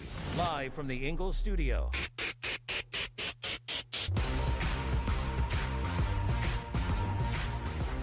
It is ESPN Asheville. This is the Sportsocracy coming to you live from the Ingalls Studio on 92.9 FM, 880 AM, and 1400. We're heard everywhere you go on the iHeartRadio app. You can also take us with you everywhere. Watch us with you everywhere you go on YouTube. Don't forget to go to thesportsocracy.com, click that live video link, subscribe to the channel. And that way you can join us in the chat. Get your thoughts in on today's Power Rankings Tuesday. Yeah, I can't scream it. Whether I'd like to or not, doesn't really matter. Jeremy's working hurt. He's a gamer. It's all good. He's got a little business trip coming up here for the next few days. So, I mean, there's not going to be much resting the voice, I'm sure, because he can't stop talking. Oh no, no! For the next 5 days, a very it's a very specific version of Jeremy. We like to call him "Damn it, Jeremy." Hit a driver in the woods, and you can assume what word comes out of my mouth every single time. Okay. Those of you who've ever been golfing with Jeremy, I guess you know this all too well. For sure. That's right. Killer of squirrels and speaker of profanities. Correct. This is a Power Rankings Tuesday. We are talking about the worst teams in the NFL. We've given you the bottom 5 so far. The Dolphins are the worst so far. The Saints are close. The Panthers and the Titans, they're no good, and neither are the Cleveland Browns. The Cleveland Browns have one good player, and for some reason, I mean, he decided to take the bag and stay home. I would have taken my bag elsewhere, anywhere else, except for Miami, of course. Myles Garrett, the generational player who will waste his entire career in Cleveland. We're up to number 27 on the Week 2 Power Rankings. The New York Football Giants. Another team there is very little hope for at any point soon. I don't know about that. Really? I mean, okay, till they get to Jackson Dart. That's the hope. I am firmly of the belief that Jackson Dart should be starting this week because I know what Russell Wilson's going to give you, and it's not good. I know it definitively. He was terrible against the Commanders. My question would be, how much worse could Jackson Dart actually be? I think he's markedly better. Russell Wilson's cooked, and I think he's been cooked for 4 years. Right. I can't believe he convinced any team in the NFL to actually pay him U.S. dollars. The only saving grace is the schedule. Because you do play the Cowboys this week, then the Chiefs, the Chargers, at the Saints, the Eagles 2 times in 3 weeks, and at the Broncos. Then you get the 49ers and the Bears and the Packers, which is none of that's really fun. He's got to go in there at some point. Look at that schedule. Where's better than right now? The get your feet wet game, the Cowboys were the right call. And now Daboll's already said, nah, we're sticking with Russ. Then why'd you leave it open-ended? Well, I feel like he's I just feel like he has no clue of how to salvage this. Well, of course he doesn't. He's in a position where I don't know that he knows what the right move is. As you said yesterday when we were talking about this, well, if you were going to change your mind after 1 week, then why the hell didn't you start Jackson Dart from the beginning? Heat of the moment, end of the game, he looked at the stat sheet and went, good God, that's not my quarterback. And so the first question that came up, he went, I don't know. I really don't know at this point. And the more he thought about it, it's, probably not a good idea to just throw the kid to the wolves if he's not ready. Maybe he's not. I felt like his preseason performances were positive enough to give him a shot. No doubt. I mean, if Russell Wilson comes out and he goes, let's say he goes 8 for, well, no, that's too many. Let's see. He goes like 6 for 15 in the first half against the Dallas Cowboys. Jackson Dart time. No, I'm not playing anymore. Like, I'll give you a chance. You had a chance this past week. I'm going to give you a chance to start against Dallas. But every second you take a snap and you continue to throw, twice as many incompletions as you do completions, that's your fuse is running out. Russell's terrible. I can't do this. Play for Jackson 4 weeks. Right, I can't do this for 4 weeks. Play Jackson Dart. Do it right now.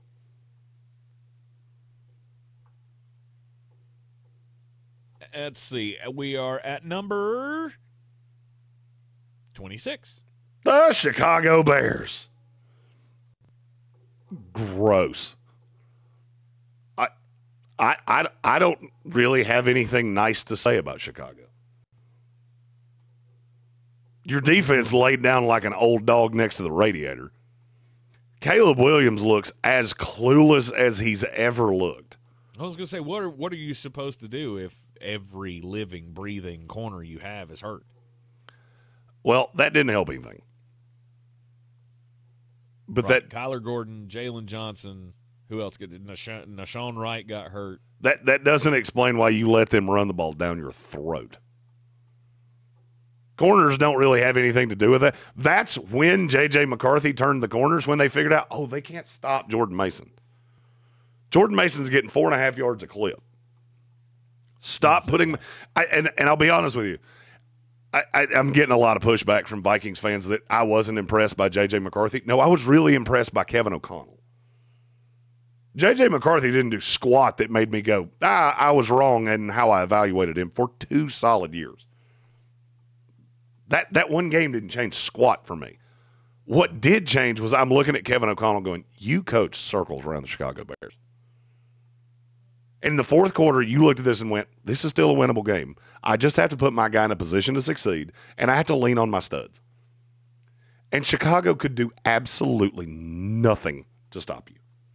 Mm-hmm. Nothing. They had no solution to stopping you. And I mean, I'll be honest with you, it got to a point that it was just flat out hard to watch. I thought the whole game was gross. But, I mean, was there anything about Chicago that you went, yes, this is markedly improved from 1 year ago? No. They had that opening drive on script that looked pretty solid. And then what did they do? Mm-hmm. Caleb Williams was Caleb Williams. And that's where I'm at with this kid. I think he is roughly a 60% passer. He is not going to take shots. He is going to take some of the most mind-boggling sacks you will ever see in your life. And I don't think your defense is good enough to make up for it. It's certainly not when you don't have a corner on the team. Now, I think it's going to get better when they come back. So you have Kyler Gordon and you have Jalen Johnson. But who are you going to beat? Look at the schedule. They play at the Lions next week. I don't care how bad I didn't like the play calling offensively from Detroit. They're so much better than you, it's comical. Mm-hmm. You might get Dallas. You got to go to the Raiders. You got to go to the Commanders. Those don't strike me as wins. No, it'll be rough sledding once again. So much for all of the playoff hopes. I think that went out the window in one day. They just strike me as a 6-11 team. It's the same 6-11 team I feel like I've seen forever. Agreed. Let's go to number 25. The New York Football Jets. Hey, Justin Fields looked competent. Mm-hmm. He looked competent. Breece Hall looked really good. The offensive line looked really good. I'm trying to say this in a nice way. So I'm gonna censor it from what I said on Sunday, excuse me. Brandon Stevens, I want you to go anywhere else. I don't care what you do. I don't care if you start a dog walking business. I don't care if you go wax surfboards. I don't care if you become a human crash test dummy. I don't care. You could physically not be as bad at anything else as you are at NFL football. And if you gave me all day long to explain to you what the New York Jets saw in him, I couldn't do it. I made fun of him last year with the Ravens. I cannot fathom how any NFL GM looked at that guy and went, woo, let's put him on the opposite side. Do you know how many catches Sauce Gardner allowed on Sunday?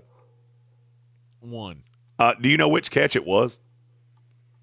I do not remember. The one that bounced off DK Metcalf's hands, hit another receiver, and landed in his lap. That is the only catch he had on Sauce Gardner. It's the only catch any Pittsburgh Steeler had on Sauce Gardner.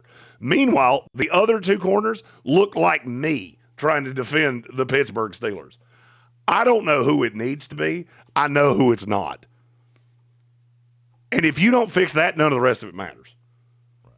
Because that is a liability and a hole that is so unbelievably large that I don't know how you get away from it. Because he is awful. Maybe the worst player in the NFL. Brandon Stevens? He may be the worst player in the NFL. All right. We'll mark that one down. I mean, Michael Carter did his best impression of Brandon Stevens, and I still think he was better. Okay. All right. The offense, though, you have to be you have to feel positive about that, don't you? I liked what I saw out of Justin Fields. He made a lot of good decisions. He made one terrible decision at the end of the game. Mm-hmm. And I look at the Jets, as a team that, you play the Bills this week. That's not going to go your way. Don't really like your chances there. I think you got a chance against the Bucs. You should beat the smoke off the Dolphins. I think you should beat the Cowboys, the Panthers. This is a team that could be 5-5 when they play New England middle of the season. I mean, look, I know that sounds insane right now. The team I saw on Sunday can beat decent teams. They can't beat good teams. You're not going to beat a good team when you're having to manicure your offense around your quarterback. The Steelers knew for 4 quarters, Breece Hall is getting this ball over and over and over again, and you needed a fumbled kickoff and a 60-yard field goal to beat them. So either Pittsburgh's not as good as anybody thinks, or the Jets are better than people think. And I tend to think it's the latter. I still don't think they're good, but they can be annoying, and they can hang around the bottom of the wild card picture. I don't think they're making the playoffs. Right. And for the love of God, can we stop committing penalties? That has been a Jet bugaboo for 20 years. And it spanned coaches, it spanned players. Is there something in the water that makes you do just the dumbest thing at the dumbest possible time? Oh, and there's my Jet rant. I didn't do that yesterday. It felt good to do it today. Good. In at number 25, the New York Jets. Number 24, the New England Patriots. What the hell was that? I don't know how else to ask that. What exactly would you say you did there? New England didn't really do anything. I actually went back and watched some of the tape on this game yesterday. Mm-hmm. New England didn't do anything well. That game was close on the scoreboard. It was not close when you watched it, just watching it. Geno Smith got anything he wanted. They stopped the run well, but I think that's more Ashton Genty than it is. You asked me if I was worried about Ashton Genty. Yeah. Yes, I am. Terrified, actually. Mm-hmm. I am terrified that you have been sold a bill of goods on a running back that was really good in the Mountain Fun League or whatever that goofy conference is with blue turf. Yep. Because he did not look good. No, the more and more I see him, and his debut was quite lackluster. And I mean, did he have a good run over the weekend? I mean, I know he scored a touchdown, but did he have any run that made you think, man, this is the kid that set college football on fire? No. Now, could that be New England? Maybe. I don't think that it is. What was his problem in the preseason? He's just not good. That's his real problem is he's just not good, and he's playing in a system he doesn't belong in. But we'll talk about that when we talk about the Raiders. Awesome, it's Trent Richardson 2.0. The thing that would unsettle me if I'm New England is you put a lot of the onus on Drake May. The running game did not help you all that much, and I can't emphasize this enough. Why did Travion Henderson only have 5 carries? I get it, he had 6 catches. Why did he have 5 carries? In your game script, how did that make sense? And I feel like I'm going to say this about a lot of teams. When you watch the film on this, Drake May is – I would put Drake May kind of in the same category as J.J. McCarthy or Bo Nix. I think he has a higher upside, but he is still so young that just heaping this on him with Kayshon Boutte and Kyle Williams and Mac Hollins kind of seems like a fool's errand to me. And you didn't do anything to help him. And it's not like you were getting smoked. You were up at halftime. And you just didn't do anything to help your young quarterback. And I keep getting back to I don't buy Josh McDaniels. I never have, and I probably never will. I don't think he's a good coordinator. I don't think he's good with quarterbacks. And I still like this team. I still love Vrabel. I think they get this worked out, but it may take longer than I thought. Look, they're going to smack Miami this week. They play Carolina in 2 weeks. That should be a pretty easy victory. But, I mean, you got games with the Steelers and the Bills and the Falcons and the Bucks. those are not games that I gave you more of a chance a week ago than I do now, because I think you're further behind the 8 ball than I thought you were. Yeah. Well, yeah, I mean, you still got time. You still got things coming together. You got young guys on this team that are trying to figure out how to make their way in the NFL. I mean, that's a lot of youth. You got a second-year quarterback. You got a rookie running back. You got a rookie left tackle. You're dealing with a lot of young stuff. I feel pretty confident that they'll figure it out. You roll off a couple of wins here, and you're 2-1 going into a tougher part of your schedule. Then you'll be just fine. I have to address this just solely because I just saw it. Tresner said L take on Genty. He had 19 carries for 38 yards. I don't see how anybody could tell me that was good. Please tell me, where have you seen it? Where have you seen Boise State Ashton Gianti? Oh, let's play a fun game. Hot. Let's play a fun game. Among players that touch the ball more than – sorry, I got to go down here a ways. Players that touch the ball more than 4 times, how many of them average less yards per carry than Ashton Genty? How many? It's 0. There ain't one. Chase Brown was better than Ashton Genty. Yikes. I mean, that's how bad he was. You watch that film, it's super obvious. He was terrible. Now, can he get better? Sure. He's a rookie running back in the NFL.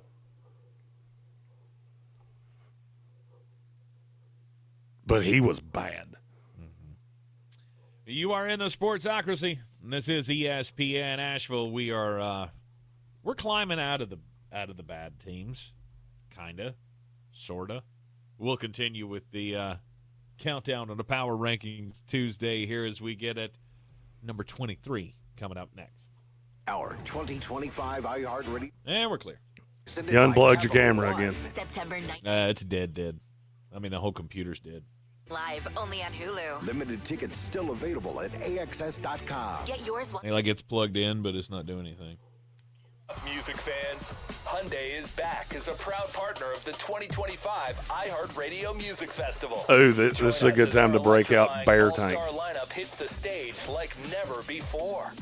There he Big is. news, Asheville. Clover CBD has opened a brand new dispensary at 8 Weaverville Road in Woodfin. Clover CBD is locally owned, community focused, and dedicated to providing premium hemp products at affordable prices. And here's the best part. Dead. Listeners get 20% off one in-store purchase, plus a free gift when you mention this ad. Offer valid once per customer through the end of October. Stop by their new Woodfin location today or visit clovercbd.com to learn more. That's clovercbd.com.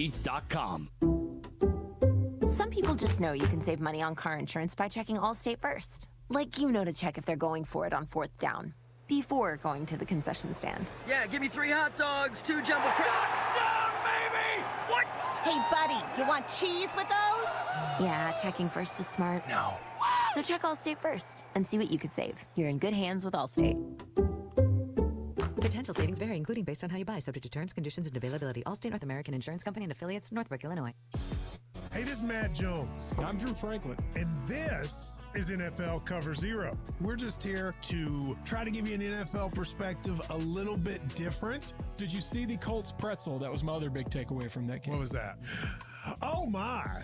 We think NFL coverage should be informative and entertaining. And twice a week, that is exactly what you're going to get. Open up your free iHeartRadio app, search NFL Cover Zero with Matt Jones and Drew Franklin, and listen now. I pledge allegiance to the flag of the United Link your Ingalls Advantage card to your child's school, giving the advantage to those who really need it. That's our pledge to you. We have a super chat we come back to. with liberty and justice for all. Almost 1 year ago, Bears Smokehouse Bar, home of World Central Kitchen, and served over 1.5 million And you're meals back, so to whatever folks you who did needed it worked. after Hurricane Helene. On Saturday, September 27th, from 7 to 11 a.m., Bears Smokehouse Barbecue invites everyone to rise. I just had to restart and everything. Reflect and reconnect over some hearty breakfast bowls and mimosa flights. Did you know there's a little on-off switch on that on that big power strip down there? Here's BBQ. There's an on-off switch on Larissa every sells power WNC strip. is the #1 team in Buncombe County. We have the customer service experience to assist you in achieving your real estate. No, I mean like on each side of it. There's an on-off switch. Maybe that's what's wrong with the left side. Larissa sells Could be. WNC.com. Because it's You know weird Life that Legend half of Motorcoach it is went the down. official shuttle sponsor of the Living the Dream Tailgate Tour. But did you know that they can... Weird when you get down in the floor and you actually look at it. There's stuff you'll find. Unions, Appalachian Motor Coach makes the ride part of the fun. Luxury seating, climate control, and none of the stress of parking or driving. Appalachian Motor Coach gets you there relaxed, on time, and ready for the party. For more, Boobs. AppalachianMotorCoach.com. Appalachian Motor Coach. The best memories start on the ride.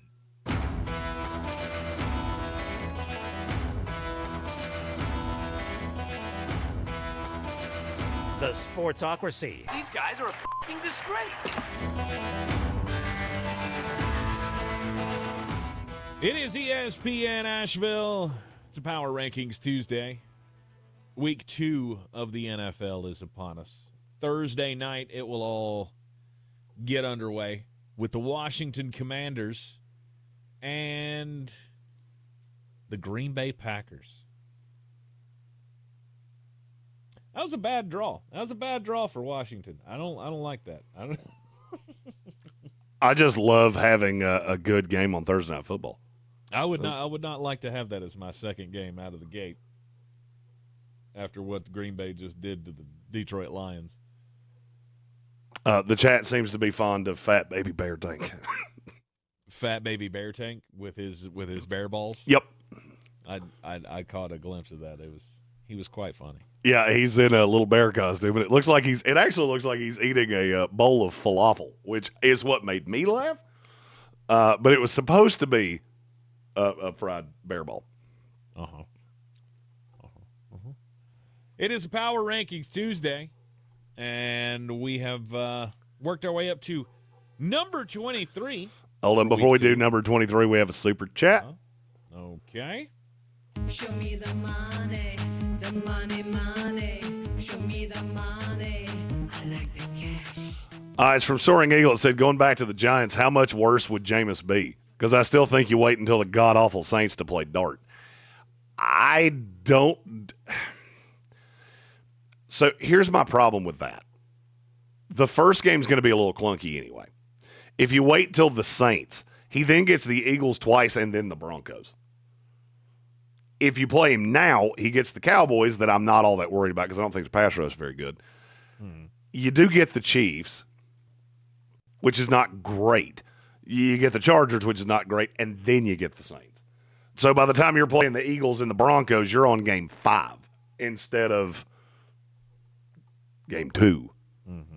I think you just have to rip the Band-Aid off, but that's just me. I also thought Jackson Dart was more pro-ready than any quarterback in the class. So I don't believe I would have the bridge step. I mean, I know I have the 3 quarterbacks, but I don't think I need the bridge step. I need to go Russ to Jackson, and Jameis is my fail-safe. Jameis is the one I want in the room for Jackson. Yes, after I've made the move to Jackson, Russ gets ostracized. Look, half of Russ's salary is in game bonuses. I'm not even keeping him on the roster. Right. Russ just gets kind of, voted off the island. And then we focus on Jackson with Jameis as the backup. And DeVito's still there, right? No, he's gone. He's in New England. Oh, okay. I just think this Cowboy game is winnable for the Giants. And if I can winnable it, I want to winnable it. And you're not beating them with Russell Wilson. I don't see a path that it happens. But that's just me. I've been wrong before. Bill Workman says just send Russ down the river. Yes. I agree. Once he's not there, move on. Get him out of the building. At number 22. It's 23. The Dallas Cowboys. You played with the Eagles. I was going to say that first game was quite the surprise to me. But did they do anything that you look at and go, yeah? Was that more on Philadelphia or more on Dallas? I mean, I just felt like it was just a nasty divisional game. And I agree with that to a point. I'm big on things that are replicable. Mm-hmm. So if you tell me that a team, I mean, yeah, they had 119 yards rushing. Okay. But then dig into that. 49 of it was on one carry. You take that out, they had 21 carries for 70 yards. That's not good. Dak Prescott averaged 5.5 yards an attempt. That is also not good. I just thought Philadelphia looked like they were going to walk in there and smack Dallas in the mouth because they put their shoes on the right feet. They did a decent job with Saquon Barkley. They did a terrible job with Jalen Hurts. I mean, I guess that's another part of why I keep looking at the Giants going, why are you not playing Jackson Dart this week? They just showed that they don't handle running quarterbacks well. That is the perfect step in for him. I don't think Dallas is a good team. And not much changed in week one for me. I thought Brian Schottenheimer got outcoached by Nick Sirianni. And even some clunky parts of Kevin Petula, it wasn't enough for you to win. Yeah. I mean, combined, you had the Devontae and A.J. Brown had, 4 catches for 24 yards? Something like that. You still lost. If you had told me going into that game that you would hold Saquon Barkley to 3.3 yards a carry, he would only have 4 receptions, Devontae Smith and A.J. Brown would be virtually non-starters. Dallas should win this game. And they didn't. Well, I think all of those things considered, and the fact that Philadelphia still won the game kind of tells you all you need to know about where Dallas is going to be. Because I kind of look at Philadelphia and their performance against Dallas the same way I look at the Detroit Lions and their performance against Green Bay. I don't want to take anything away from Green Bay because I felt like they played really well defensively, all things considered. But I also feel like that was probably one of the worst games we're going to see from Detroit. And I have a hard time believing that this is going to be anything but the worst game that we see from those receivers. A.J. Brown and Devontae Smith having 24 yards between the two of them is unheard of. You had every opportunity. They gave you every opportunity to win this game. Hell, their best player got kicked out before the game started. Mm-hmm. Everything went your way, and you still couldn't beat Philadelphia. Exactly. You still couldn't do it. And I get it. Philadelphia's a good team. Mm-hmm. But I think we're going to see that a lot over the course of the year. I just don't think Dallas is a good team. No. Dallas falling short once again. Number 22 in the Week 2 Power Rankings. 22 is... Oh, I lost my place here. It's there somewhere. The Indianapolis Colts. There it is. Danny Dimes. Congratulations on the debut, sir. This week, who they got this week? Indianapolis this week plays the Broncos. Nope. I don't think it's going to happen. You go from one of the worst defenses to one of the best defenses in the league. God, in survivor pools, I really wanted to have Denver 2 weeks in a row. But yeah. That's not how the game works, though. You can't do that. So I was encouraged by what I saw out of Indianapolis. Okay. But the question is, how encouraged am I by what I saw out of Indianapolis? You always talk about, things that are replicable. Mm-hmm. Daniel Jones is not going to score on every drive ever again for the rest of his life. No. I don't care if he plays in a YMCA league in Indianapolis. He's not going to score on every drive, probably for the rest of his life. Right. But then you really kind of drill down to what you saw. Daniel Jones was great. Mm-hmm. You didn't run particularly well. Michael Pittman was just open constantly. So was Tyler Warren. And I thought the defense is, if there's anything I walked away from that going, okay, that might be a thing, it's the defense. And now I'm sure Indianapolis fans are going to go, well, how did they not rise more than that after that one win? If they were to beat Denver, that's where they take the substantial step. Because to me, you just beat the worst team in the NFL. Right. And I think they're they're substantially worse than anybody else. And Gambit said the Titans defense made the Broncos look subpar. I don't disagree with you. That's not the problem. I know that the Colts defense is going to hold up. If they don't, then basically everything that happened against Miami is a wash. Mm-hmm. My question is, can the offense score on that Denver defense? Because Miami, I can't take anything from that. You played a bunch of corners that should be in the UFL. It doesn't mean anything to me that Michael Pittman's open all the time. It's kind of the same thing I said about J.J. McCarthy. When I'm throwing to wide open receivers, that's not giving me something that is replicable. You're not going to do that against most NFL teams. I'd say the same thing about Aaron Rodgers. Aaron Rodgers threw a bunch of passes to wide receivers that were literally standing there waiting for the ball. You're not going to see that much. So I think Colts-Broncos this week I think it's one of the bigger games of the week. And I do reserve the right to almost double up on the Colts a week from now if they can even 80% replicate what they did last week. What do you mean double up on them? I didn't surge them much. I mean, I think they started 24 in my rankings before, and they're up to 22 now. Mm-hmm. That wasn't so much because of what I saw them do as what I saw others not do. I do reserve the right to go, okay, 2 weeks in a row, that's impressive. I've now seen it twice. And then next week they're at 17 or 16 or something like that. Okay. Because look, you're in an area right here where I think all of these teams are very, very close. I don't think there's a ton of difference between Indianapolis right here at 22 and some of the teams you're going to see in the mid to late teens. Mm-hmm. It's the beginning of the meaty clackers, huh? Correct.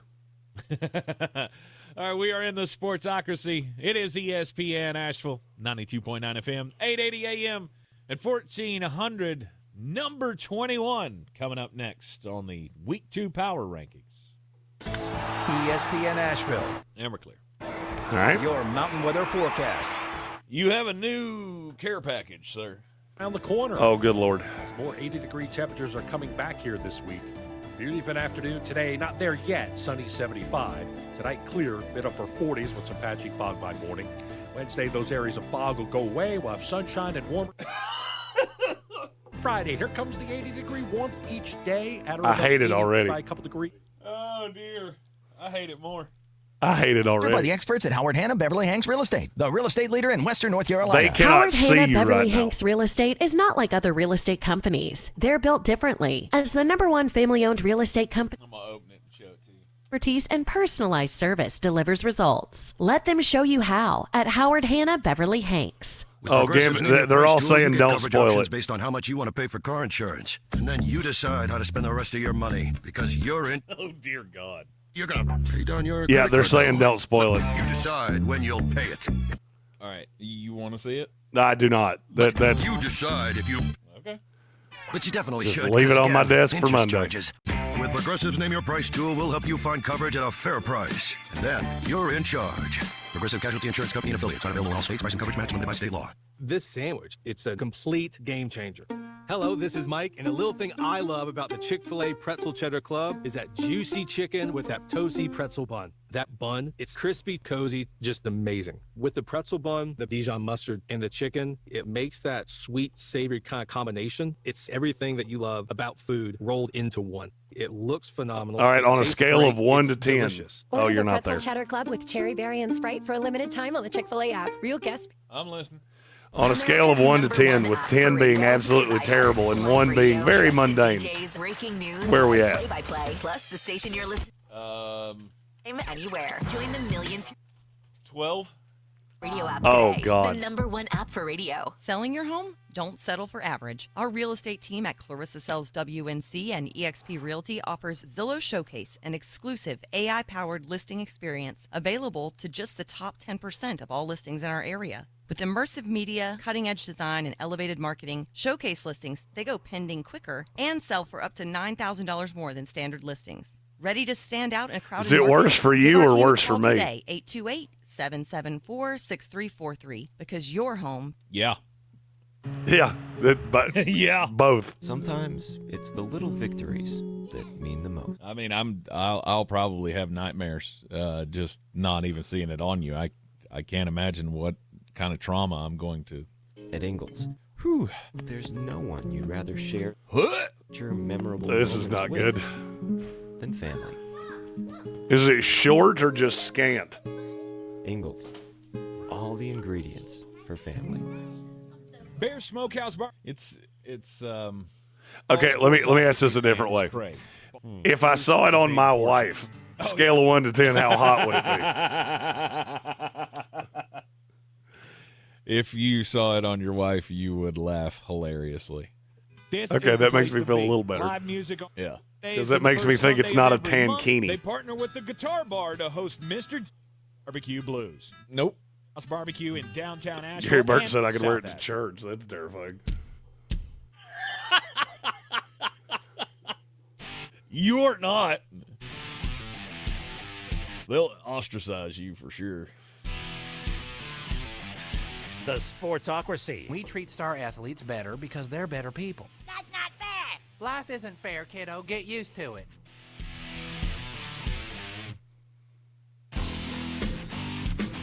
Welcome back into the Sportsocracy. It is ESPN Asheville. The Sportsocracy audience does not fail to disappoint. Jeremy has his next "You Send It to Me and I'll Wear It" ready to go for Monday. Showed up here not too long ago. I have seen it, and you all will probably not want to eat while you're watching Monday's show. We'll just throw that one. Is it funnier or more horrifying than the bunny costume? Oh, it is. It is much more horrifying, but it's going to be really, really funny. Great. Yeah. It's a good job. Good job again by the crew. So, here we are. Welcome back into the Sportsocracy. It is ESPN Asheville. Jeremy Green learning once again that when you say "send me free stuff and I'll wear it," that we haven't hit a limit on that yet. It didn't even cross my mind. We're trending in a path. Didn't even cross my mind. It's a Power Rankings Tuesday. Week 2 of the NFL is upon us. Everything getting underway, of course, on Thursday night. Get the Washington Commanders and the Green Bay Packers on Thursday Night Football. That will be our viewing pleasure on Thursday night down at Bear's Smokehouse Barbecue, which is the Thursday night home of the Sportsocracy all season long. Week 2, we have the number 21 team in the league. And it is the Seattle Sea Chickens.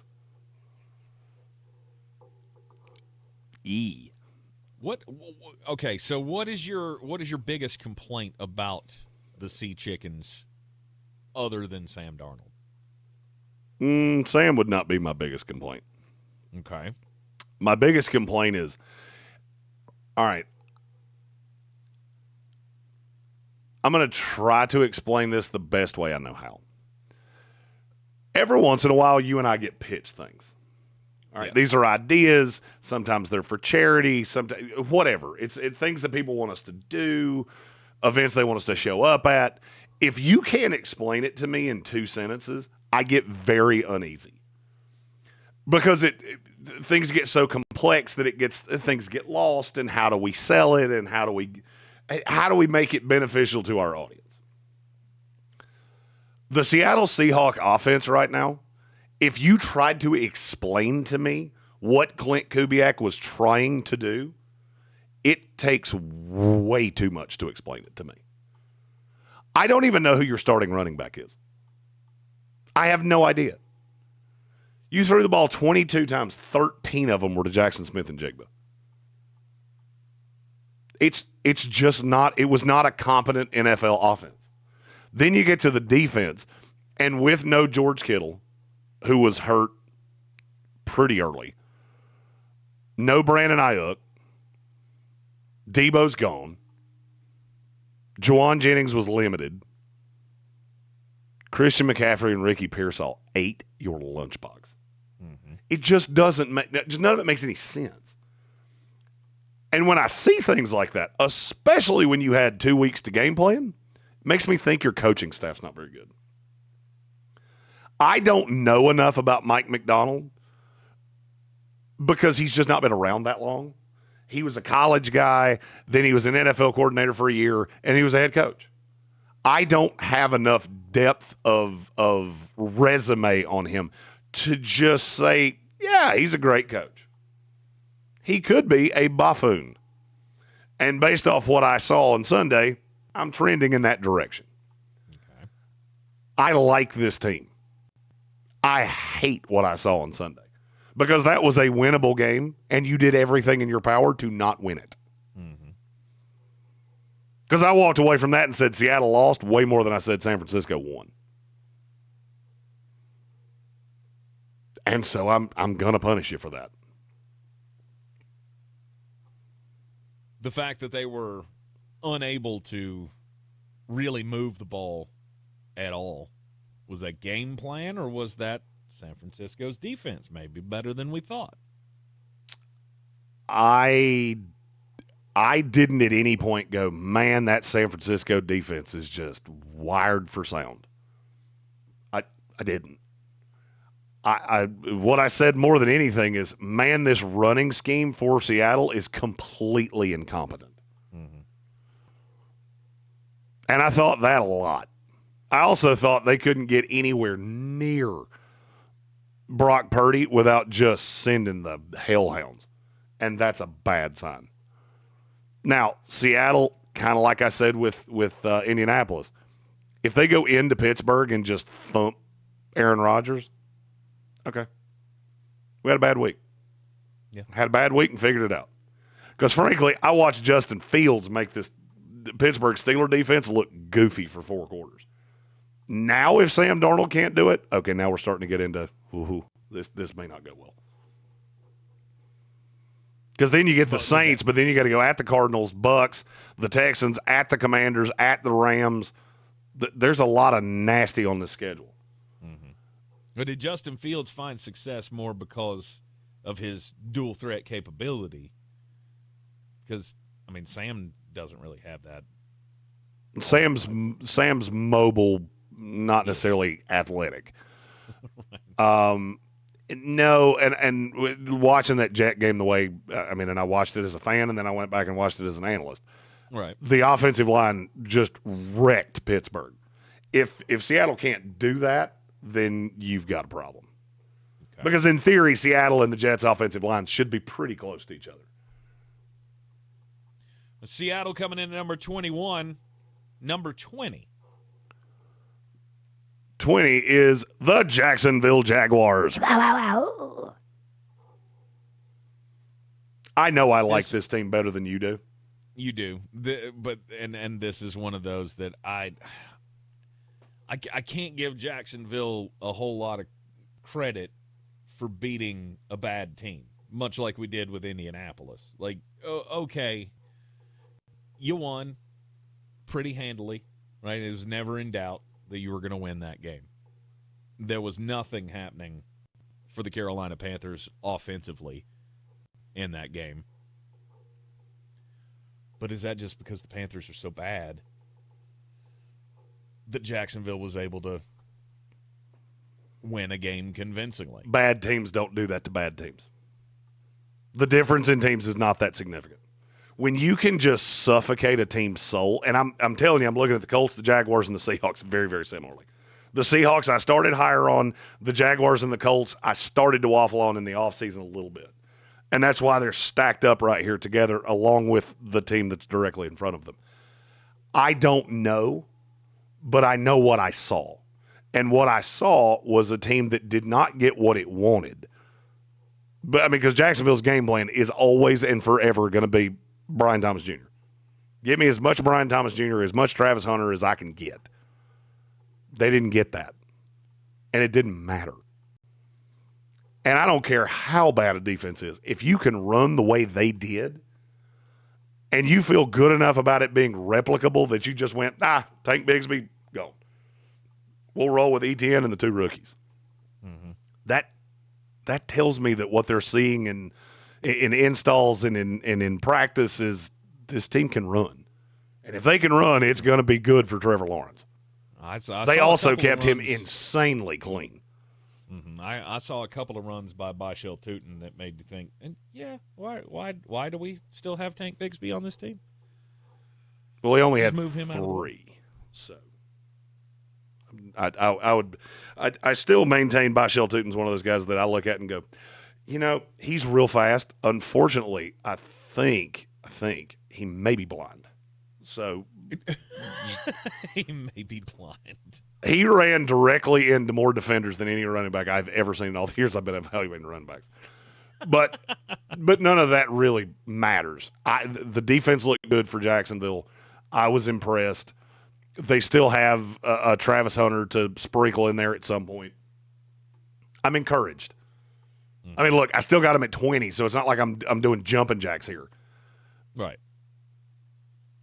I think there's reason to be excited in Jacksonville, and that's not necessarily been the case very often in the last handful of years.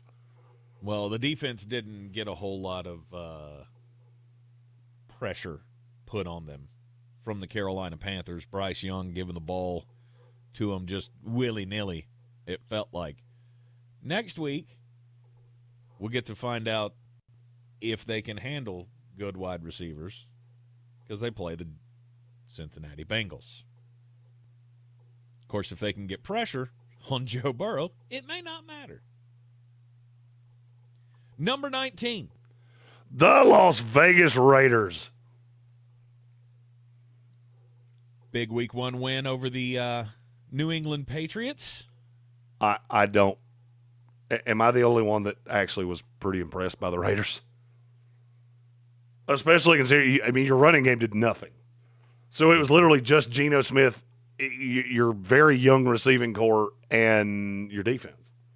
And you made New England look terrible. Terrible. Mm-hmm. Good coaching is one of those things that you just really cannot quantify. And the Raiders have been one of the worst coached teams in the NFL for years. They did not look like a terribly coached team on Sunday.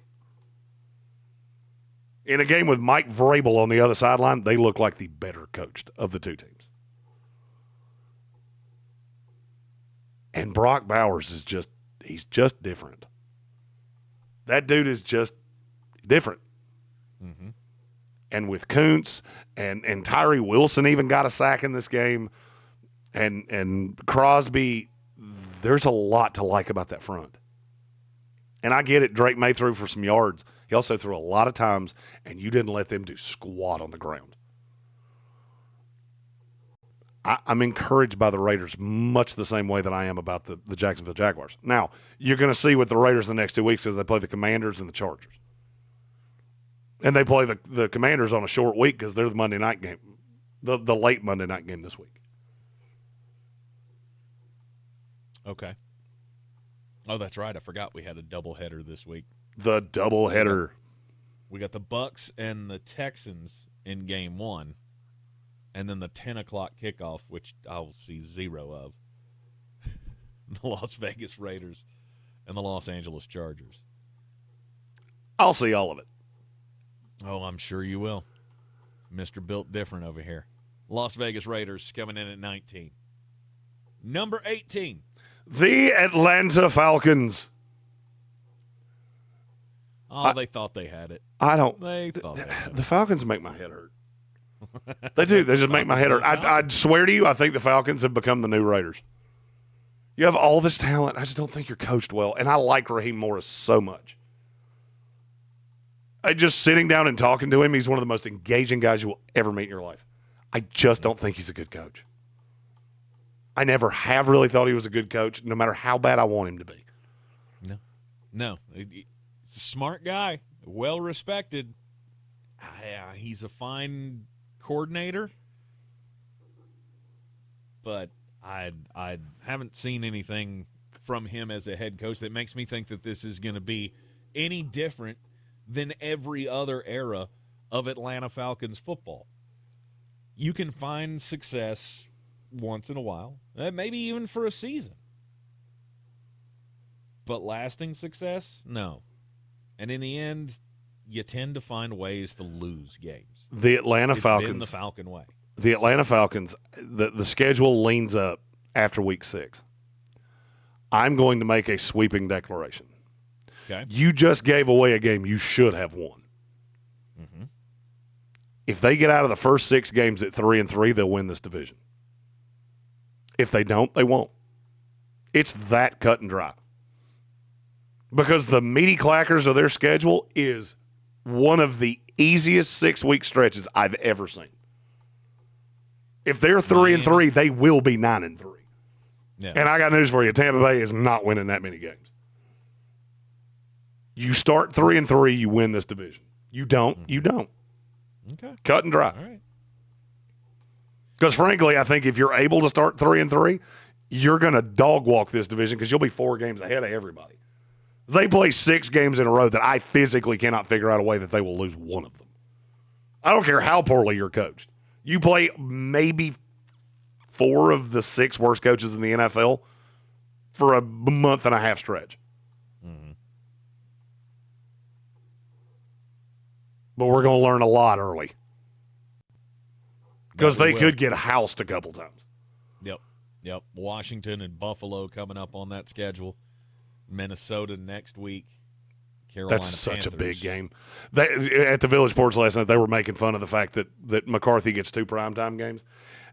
After the comeback, I just sat in my living room laughing, going, that might be the most important game of the week next week. NBC may have lucked into the most important game on the schedule. Mm-hmm. Atlanta Falcons, Minnesota next week, and then Atlanta goes to the Carolina Panthers Sunday, September 21st, and we'll be going to that game. That is our fan trip game, right? Yes.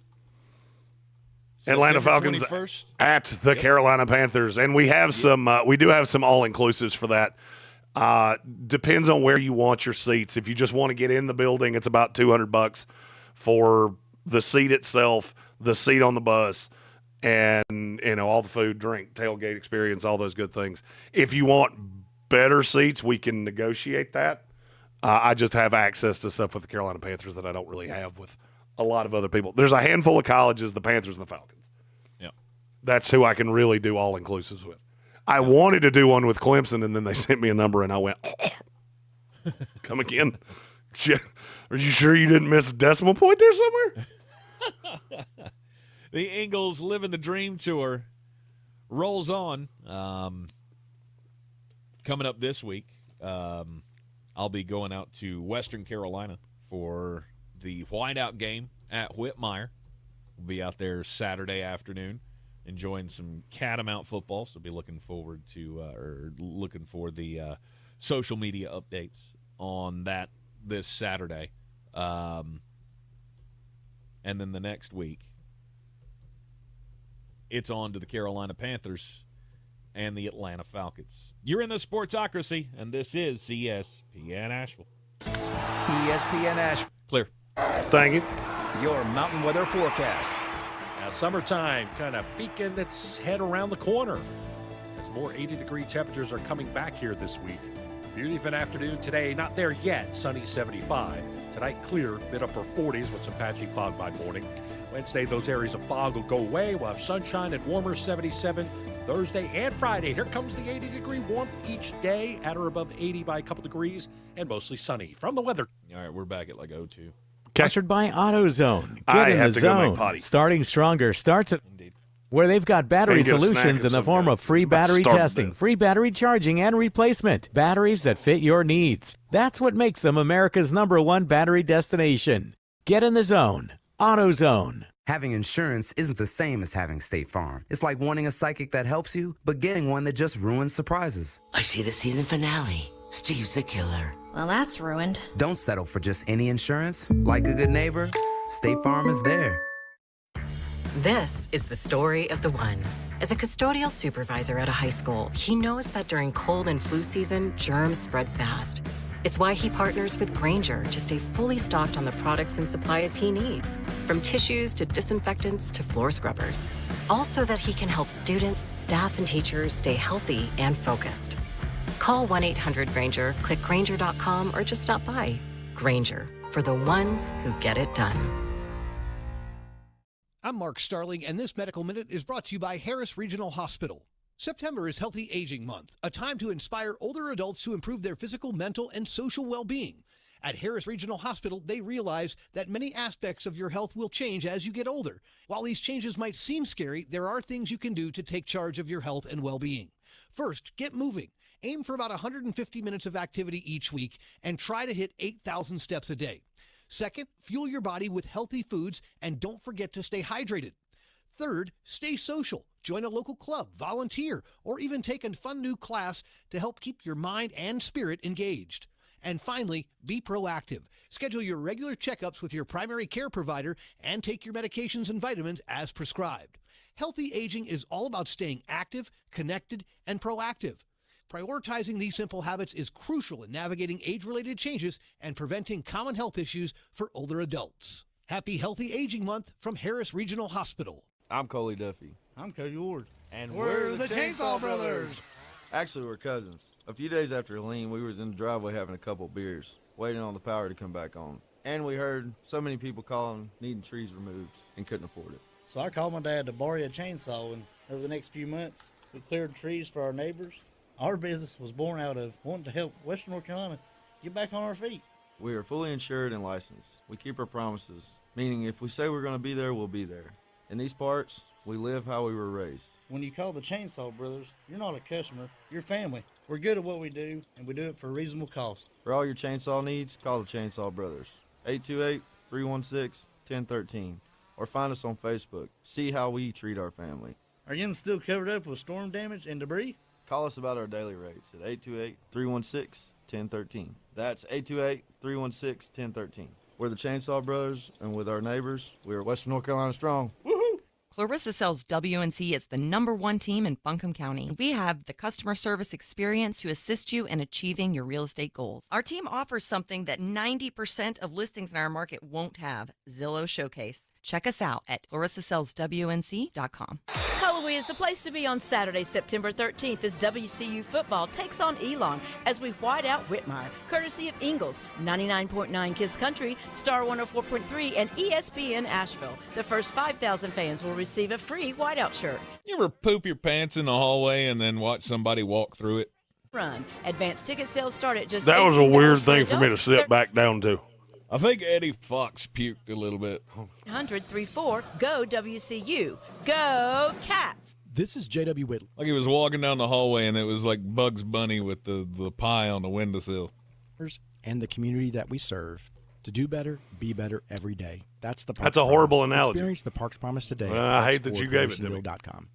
From the Ingalls studio, WPEK Fairview, WMXF Wayne. Although he's lucky I was walking around the hallway because he locked himself out. Die Hard Radio app. Free never sounded so good. Live from the Ingalls studio. I can't wait to play with myself every day. The Sportsocracy. Damn the devil to hell! Let the big dogs eat! Let them on the field! Come get you some of this. Fire them cannons! By golly, put more powder in those things. He couldn't take any more disappointment. Oh my God. The Jets killed him.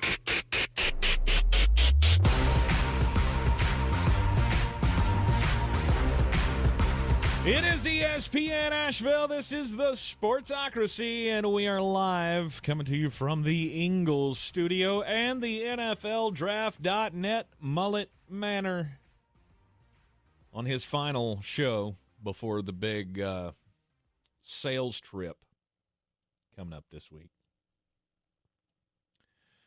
Chris Womack from News 13, sports director at News 13, will be joining me on the program Wednesday, Thursday, partially Friday,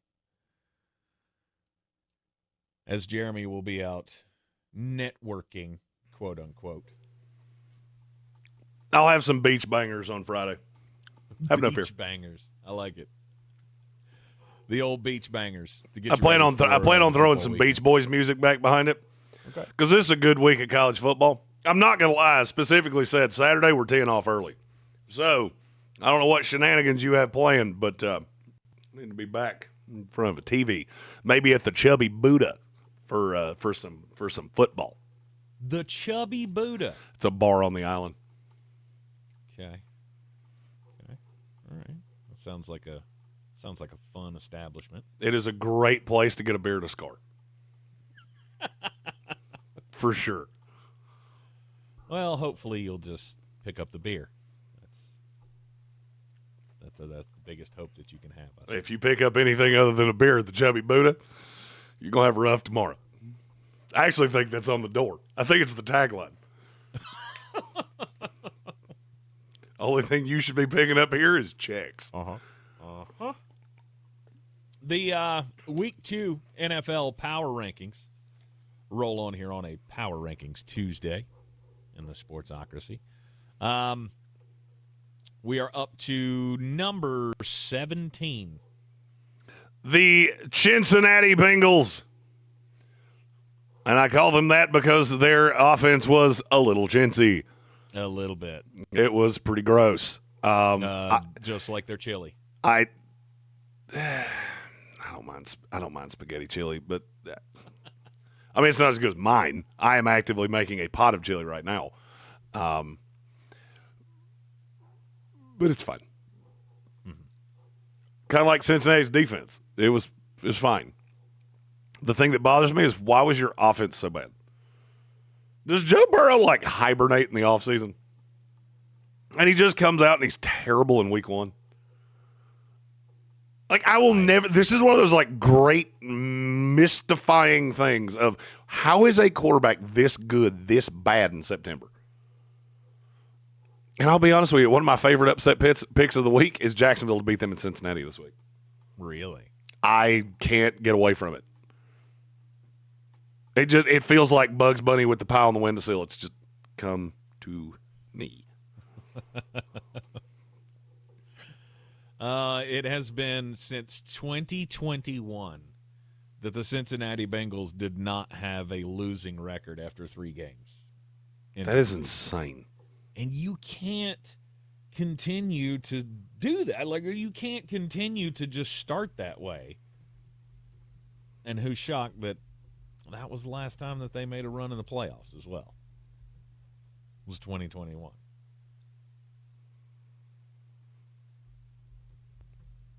$17-16 against the Cleveland Browns. I did not have that on my bingo card. And if the Jacksonville Jaguars actually beat them this week, I mean, it all starts over again. I'm just telling you, that's one of those narrative things that it tends to be worse in week 2 than it is in week 1. Yep.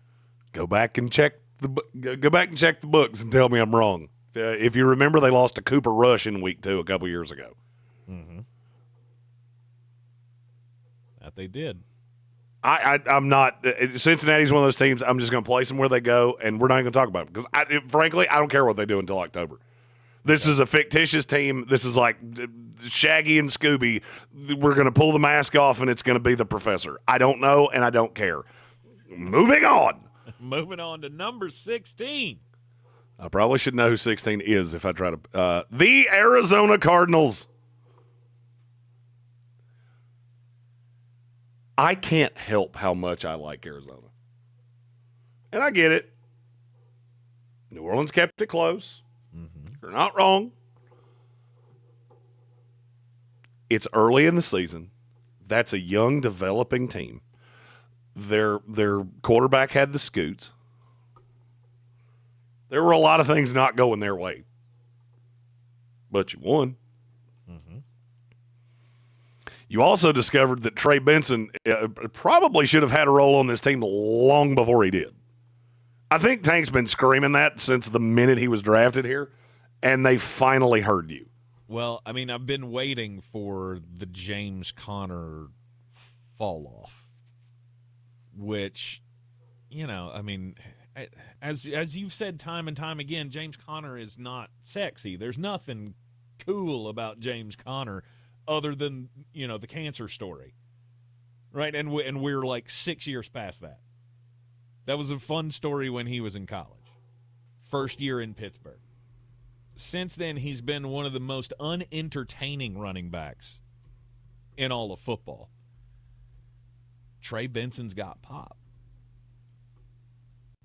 And I think this is probably it, right? I mean, a guy comes out, averages 9 yards a carry in the first game of the season. I feel like he's earned some playing time.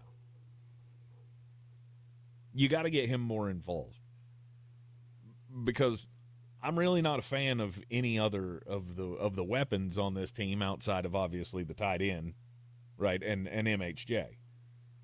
I mean, Michael Wilson, okay. I mean, he's fine, but he doesn't do anything for me. I guess that's my problem right now with Arizona. Like, I feel like there's some piece that's missing here, and I don't know what it is. I don't think Trey Benson is the answer, but I think he's a step toward the right answer. Look, the offense was insanely efficient. I mean, Kyler Murray had 8 balls hit the ground. He got sacked way too often. That did worry me a little bit. You averaged 5.5 yards a carry. I mean, I get it. You didn't put away the Saints. Just look up and down the scoreboard. How many games were blowouts in week 1? Miami got blown out. Yep. Other than that, do you know how many other games were more than one score? I'm curious if you even know the answer to this. Was it 1? The Giants got beat by 2 scores. Mm-hmm. The Panthers got beat by 2 scores. Oh, that's right. The Lions got beat by 2 scores. That's it. Okay. Yeah. That's it. There were no more. And this is a good time to point out, I did see from, I think it was Tay, that said you can't have the Saints at 31 and the Cardinals this high. The Cardinals started at 16 in my initial power rankings. They didn't move. New Orleans came up a spot. I was more impressed by New Orleans than I was discouraged by Arizona.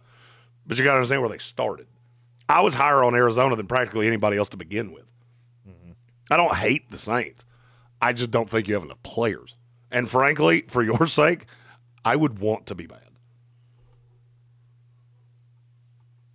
But I did want to cover that because we didn't say that at the beginning, is that you got to remember where we started. Yes.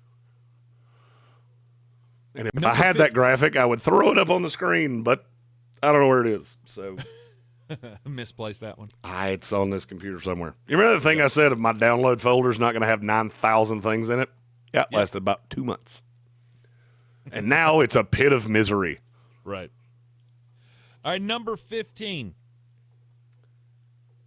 The Pittsburgh Steelers. I don't think I'll ever do a power ranking that doesn't have Pittsburgh at 15, 16, or 17. Mm-hmm. I really don't. I think it's just where they belong. This is the Pittsburgh Steeler tier. 4 touchdown passes from Aaron Rodgers. They outscored the New York Jets. I think that was the more surprising portion of the weekend to me, was one that game was so high scoring. But neither one of them could stop the other one.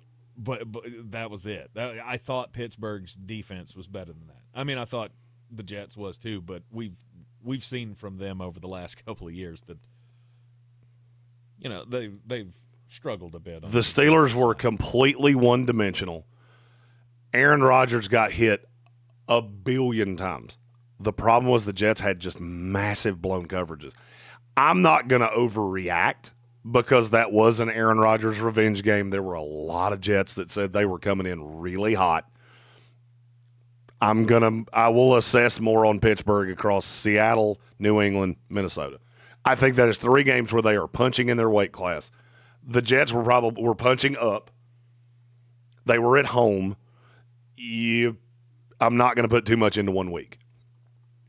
Pittsburgh, I feel like I'm going to know exactly what this team is when they play in, was it Ireland? I think they play the Vikings in Ireland at the end of this month.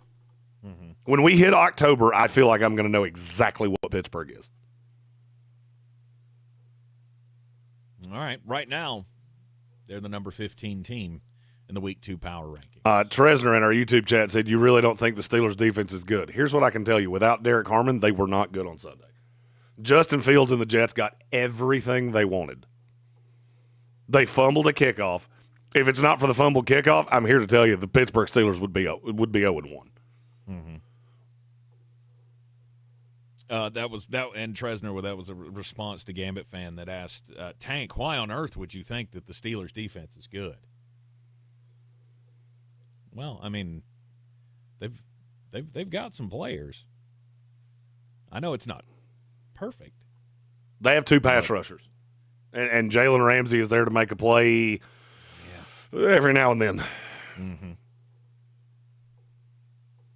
I think that defense is going to be just fine. And they needed a 60-yarder to beat the Jets. So, yeah. Yeah. At number 14. The San Francisco 4th and Niners. This is also a good time to say we have breaking news. Okay. Who's gonna break the news? Who's gonna break the news? Who's gonna break the news? George Kittle is officially headed to IR. He will miss at least 4 weeks. Mm-hmm. That's not a good start. Why is San Francisco? Why are they dead every year? Always. I mean, it's like, does Kyle Shanahan run a military camp? They are always hurt. Right. Joshua Pennick said San Francisco's way too high. Hear me out on this. They play the easiest schedule in the NFL.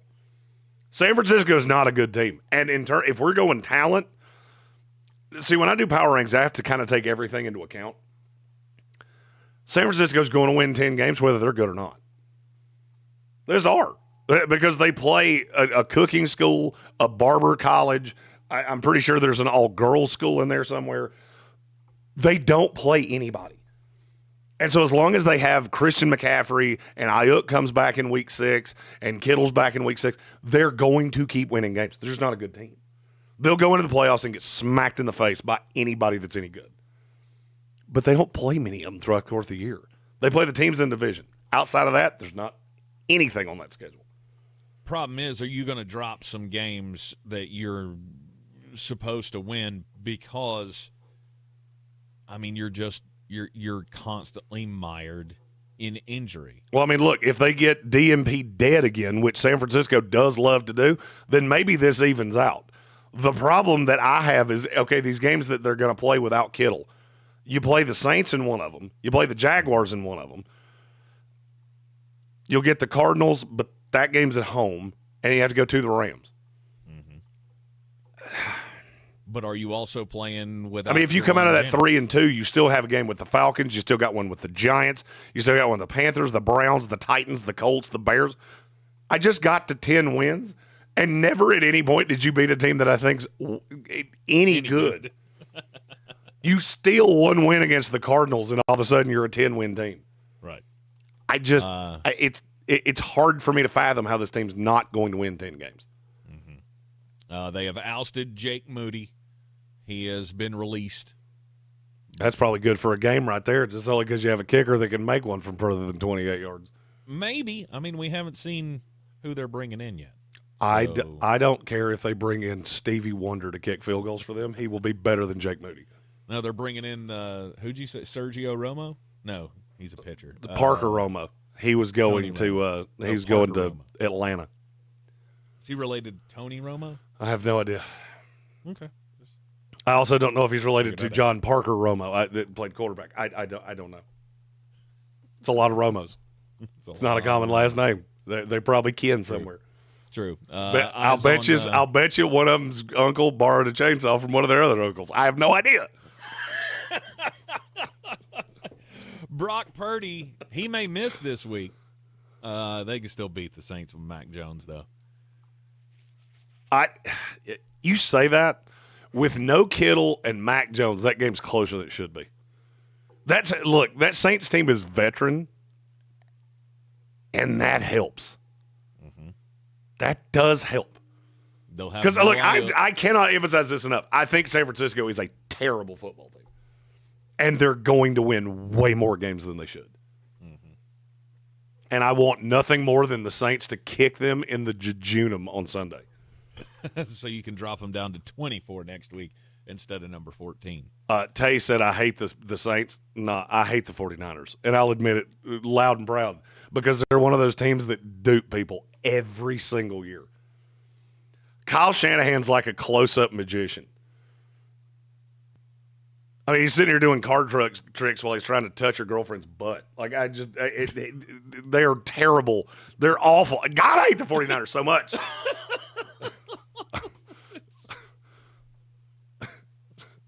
How did he turn into Urban Meyer all of a sudden? And you know what? You just stole a joke from me because you won that one. You won that one because that was right. Thank you. Number 13. I don't know, and I don't even care. At this point, I think we've gone so far off the rails it doesn't even matter. The Houston Texans. C.J. Stroud and company. Still feeling positive?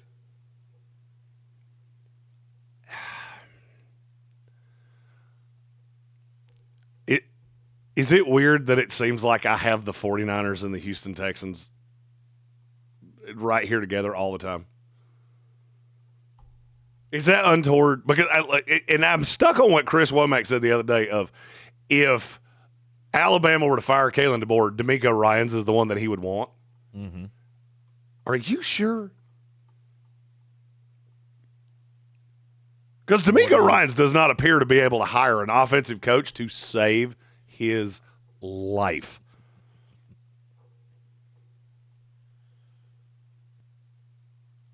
$9 points in the opener. Not what you wanted to throw out. Oh, I mean, at 9 points in the opener, that's not even that's not even on the banner. Here's what's on the banner. How many times did you throw it to Nico Collins? Somehow, against a team that their biggest weakness is their secondary, you managed to throw it at Nico Collins 5 times. You threw it to Dalton Schultz every bit as many. Your leading receiver was Jaden Higgins and Xavier Hutchinson. You ran the ball at least decently well, and you still really never threatened to win this game. I watched way more of this than I should have, and at no point did I ever think the Rams were going to lose. Mm-hmm. I can't get over having that much talent offensively, and you just can't do anything with it. No.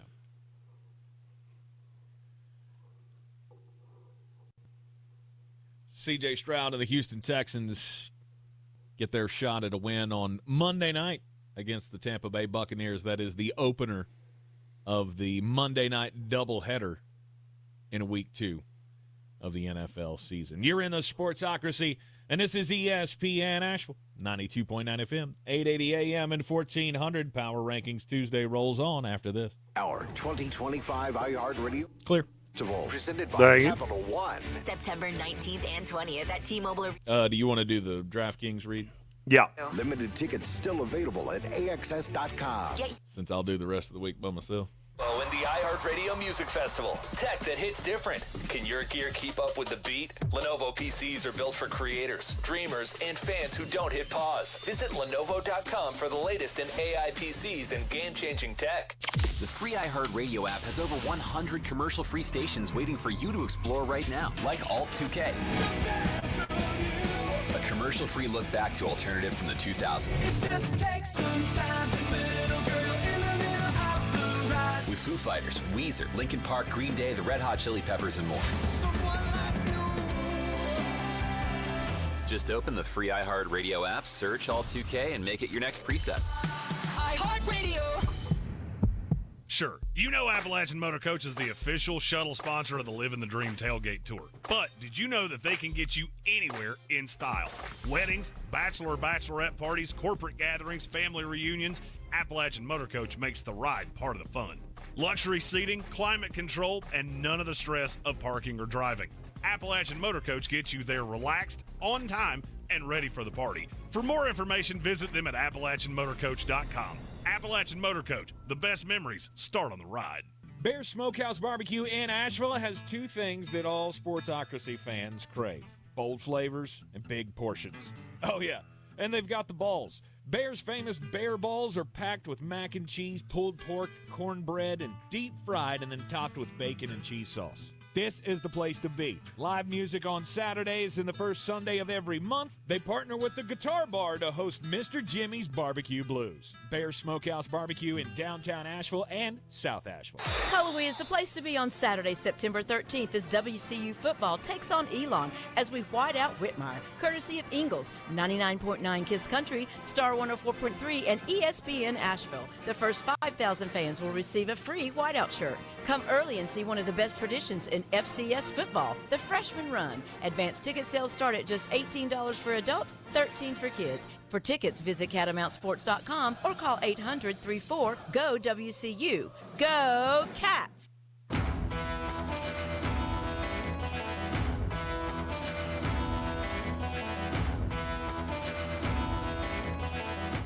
The Sportsocracy. Pull up your pants, take off the bra, and be a man! We are back in the Sportsocracy, and this is ESPN Asheville, a Power Rankings Tuesday. Rolling on here in the Sportsocracy as number 12. The Detroit Lions. I don't quite know what to do with that. I was a little down on the Lions anyway. They were at 8 in the offseason. And because I diminished them for losing the coordinators. And I didn't see anything that really settled my tum-tum watching them Sunday. No. The offense looked completely clueless. Of Jared Goff's 39 pass attempts against the Green Bay Packers, do you know how many of them went beyond 10 yards? In the air or total? In the air. It couldn't have been many. It was 6. 6 of 39 balls went past 10 yards. That is a whole level of, patty cake. I don't know what you're doing there. There's either zero confidence in the game plan, or your game plan's just terrible. Because I thought the weakest part of the Green Bay defense would be the secondary. Why would you not want to test that? Or were you just so unprepared for the pass rush that you shortened everything up? Well, I'm not going to lie to you. I forgot that John Morton was the offensive coordinator of the Jets until I saw him. I didn't know what he looked like because he hadn't been at any of the events that we had done over the offseason. So I heard the name, and then I saw his face, and I went, I remember you. I remember you. You were the offensive coordinator with Todd Bowles, and I hated you. Genuinely could not stand anything you did because you ran our offense into the ground. I would be worried. I would be worried, like legit worried, if I was Detroit. Now, I didn't sink you because I'm not going to do that after 1 week. But I'm scared to death if I'm the Detroit Lions.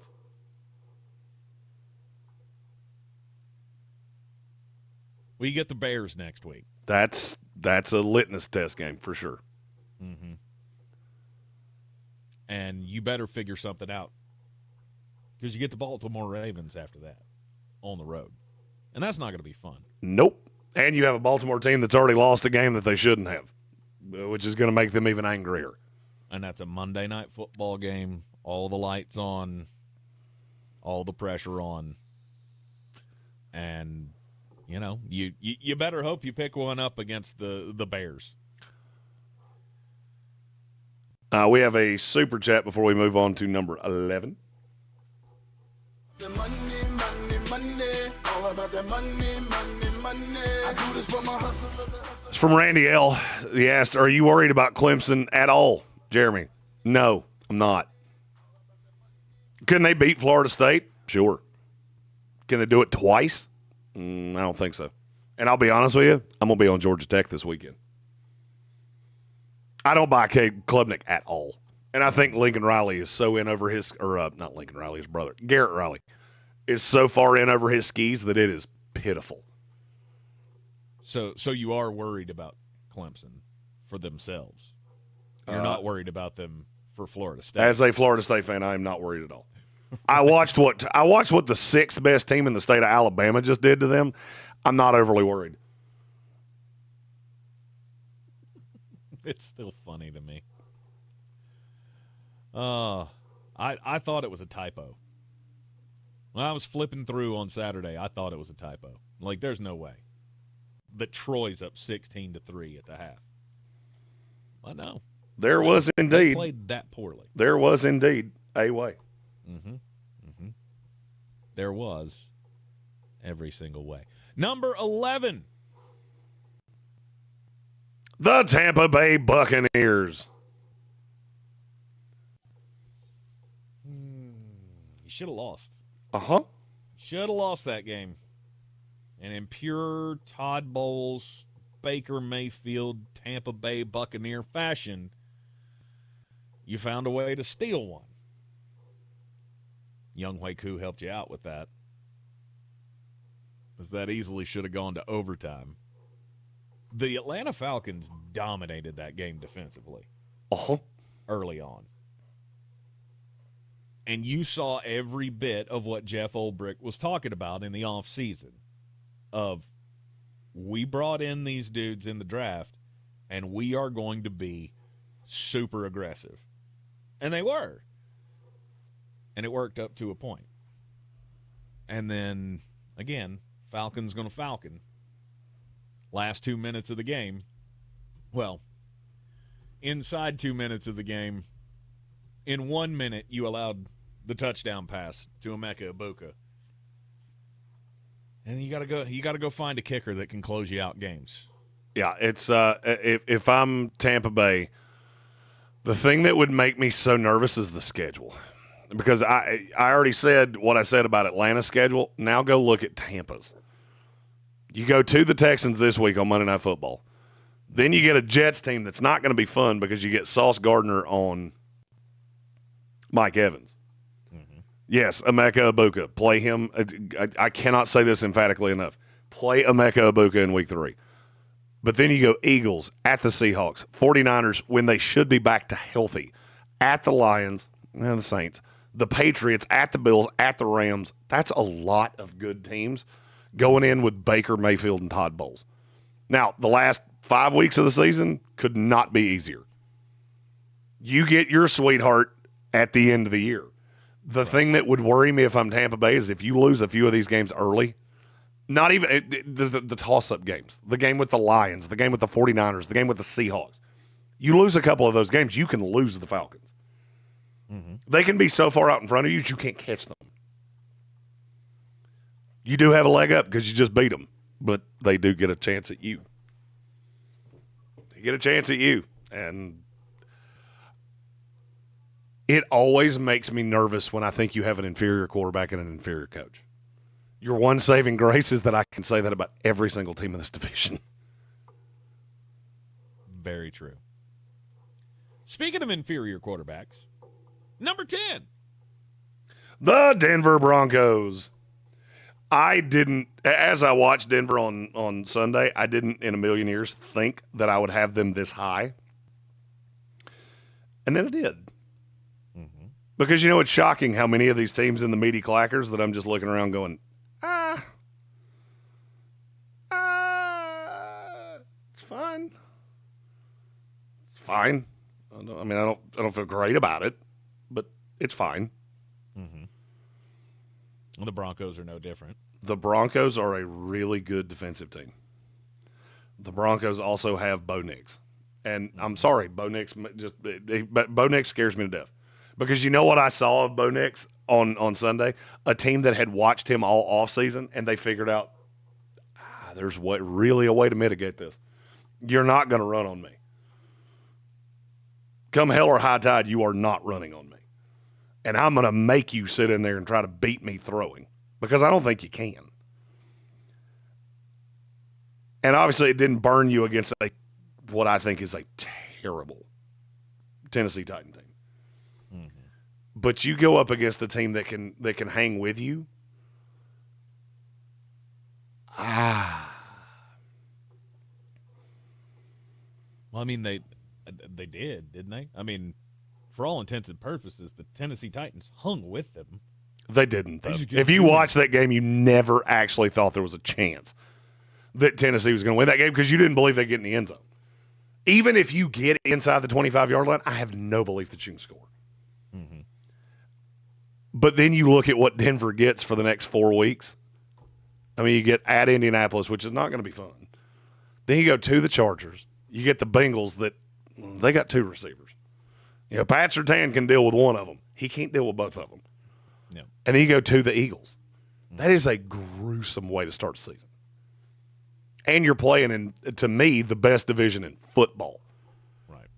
Which just scares me to death. If the Denver Broncos played in the NFC South, they would be the easiest team in the NFL. Hey, you're going to the playoffs. I'll bet my house on it. I'll bet my ability to have fun for the rest of my life on it. Yeah. But you don't. Now let's do one more before we get into the contender tier after the next break. Number 9. The Minnesota Vikings. Yeah, you won. You won, and you have a really, really good coach. I think after last night, Kevin O'Connell is into the he's knocking on the door of that Sean McVay tier for me. Mm-hmm. Because there was absolutely no reason for Minnesota to have won. And you outcoached Chicago to such a point. And it was just little nuanced things. They simplified all the reads for J.J. McCarthy. Everybody talks about, hey, what changed in the fourth quarter? J.J. McCarthy had 2 reads on every play. Watch his eyes. Watch his eyes. I sat right here in this chair and watched it this morning. Watch his eyes. I got to go to Justin Jefferson and then Darren Jones. Or I go to Justin Jefferson and T.J. Hawkinson. He's not having to scan the whole field anymore because they knew our guys are going to beat what they're putting against us. And I'm going to scheme this to where I get Aaron Jones on Noah Sewell, who's one of the slowest linebackers in the NFL, and he's just going to run by him. And he did. J.J. McCarthy ran point guard for a very well-orchestrated offense. That is what happened in the fourth quarter last night. Now, do I think you're going to get very far doing that? No, I don't. Because I think you're going to come up against Green Bay, and they're going to punch you in the mouth. I think you're going to come up against Philadelphia, and they're going to punch you in the mouth. Same thing with the Rams. But as long as you got KOC on that sideline, I can't count you out. Because now when I'm thinking about, would I rather have Nick Sirianni or Kevin O'Connell? In the heat of the battle, I'll take Kevin O'Connell. Mm-hmm. And I'd say the same thing about practically every coach in the league that's not Andy Reid or Sean McVay. And I promise you, that was not me willfully just taking a shot at Sirianni. It was just the first team I'd said. I'd say the same thing about any other coach in the NFC. Kyle Shanahan or Kevin O'Connell. I'll take Kevin O'Connell 100 times out of 100. No. After 1 week, there are 8 teams that are clearly ahead of the class, in my opinion, when it comes to who's going to contend for a Super Bowl. And, I'll tell you. Mm-hmm. And, that means that you basically cut the league down into a quarter. That really makes it easier to wager, and if you're going to wager, you do it at the DraftKings Sportsbook. It's your season, your shot. The NFL season's rolling, and every touchdown can bring you closer to a payout with DraftKings Sportsbook, an official sports betting partner of the NFL. From first touchdown scorer to anytime touchdown props or the thrill of live in-game betting, every snap is loaded with opportunity. New customers, this one's for you. Bet just $5 and get $200 in bonus bets instantly. Plus, score over $200 off NFL Sunday Ticket from YouTube and YouTube TV. Download the DraftKings Sportsbook app and use code WPEK. That's code WPEK to get $200 in bonus bets instantly when you place your first $5 bet. Plus, over $200 off NFL Sunday Ticket from YouTube and YouTube TV. In partnership with DraftKings, the crown is yours. Gambling problem? Call 877-718-5543 or visit morethanagame.nc.gov. 21 plus, North Carolina only. Eligibility restrictions apply. Bonus bets expire 7 days after issuance. See sportsbook.draftkings.com/promos. NFL Sunday Ticket offer for new subscribers only and auto renews until canceled. Digital games and commercial use excluded. Restrictions apply. Additional NFL Sunday Ticket terms at youtube.com/go/NFL Sunday Ticket/terms. Limited time offer. Top 8 teams in the Week 2 Power Rankings coming up next here on ESPN Asheville. ESPN Asheville. And we're clear. Your mountain weather forecast. Thank you. Now, summertime kind of peeking its head around the corner as more 80-degree temperatures are coming back here this week. Beauty of an afternoon today, not there yet, sunny 75. Tonight, clear, mid-upper 40s with some patchy fog by morning. Wednesday, those areas of fog will go away. We'll have sunshine and warmer 77. Thursday and Friday, here comes the 80-degree warmth each day, at or above 80 by a couple degrees, and mostly sunny. From the Weather Channel, I'm Ray Stage. This report is sponsored by RenewalByAnderson.com. September is the month to save big at Renewal by Anderson. Right now, take 25% off windows and doors, plus 0 down and 0 interest for 24 months. Hurry, these savings end September 30th. Renewal by Anderson. Oh, could this vintage store be any cuter? Right? And the best part? They accept Discover. Accept Discover? In a little place like this? I don't think so, Jennifer. Oh, yeah, huh? Discover's accepted where I like to shop. Come on, baby, get with the times. Right, so we shouldn't get the parachute pants? These are making a comeback. I think. Discover is accepted at 99% of places that take credit cards nationwide. Based on the February 2025 Nielsen report. With Progressive's Name Your Price tool, you get coverage options based on how much you want to pay for car insurance. And then you decide how to spend the rest of your money, because you're in charge. Today, you're going to pay down your credit card bill. But you decide when you'll pay it. Before the due date, so those interest charges don't get you. But you decide if you pay it in full. But you definitely should, because again, interest charges. With Progressive's Name Your Price tool, we'll help you find coverage at a fair price. And then you're in charge. Progressive Casualty Insurance Company and affiliates. Not available in all states. Price and coverage match limited by state law. America's #1 app for radio is iHeart. Live radio, trusted DJs, breaking news, live play-by-play, plus the station you're listening to right now. Anytime, anywhere. Join the millions who already have it. Open the free iHeart Radio app today. The #1 app for radio. Selling your home? Don't settle for average. Our real estate team at Clarissa Sells WNC and eXp Realty offers Zillow Showcase, an exclusive AI-powered listing experience available to just the top 10% of all listings in our area. With immersive media, cutting-edge design, and elevated marketing, Showcase listings, they go pending quicker and sell for up to $9,000 more than standard listings.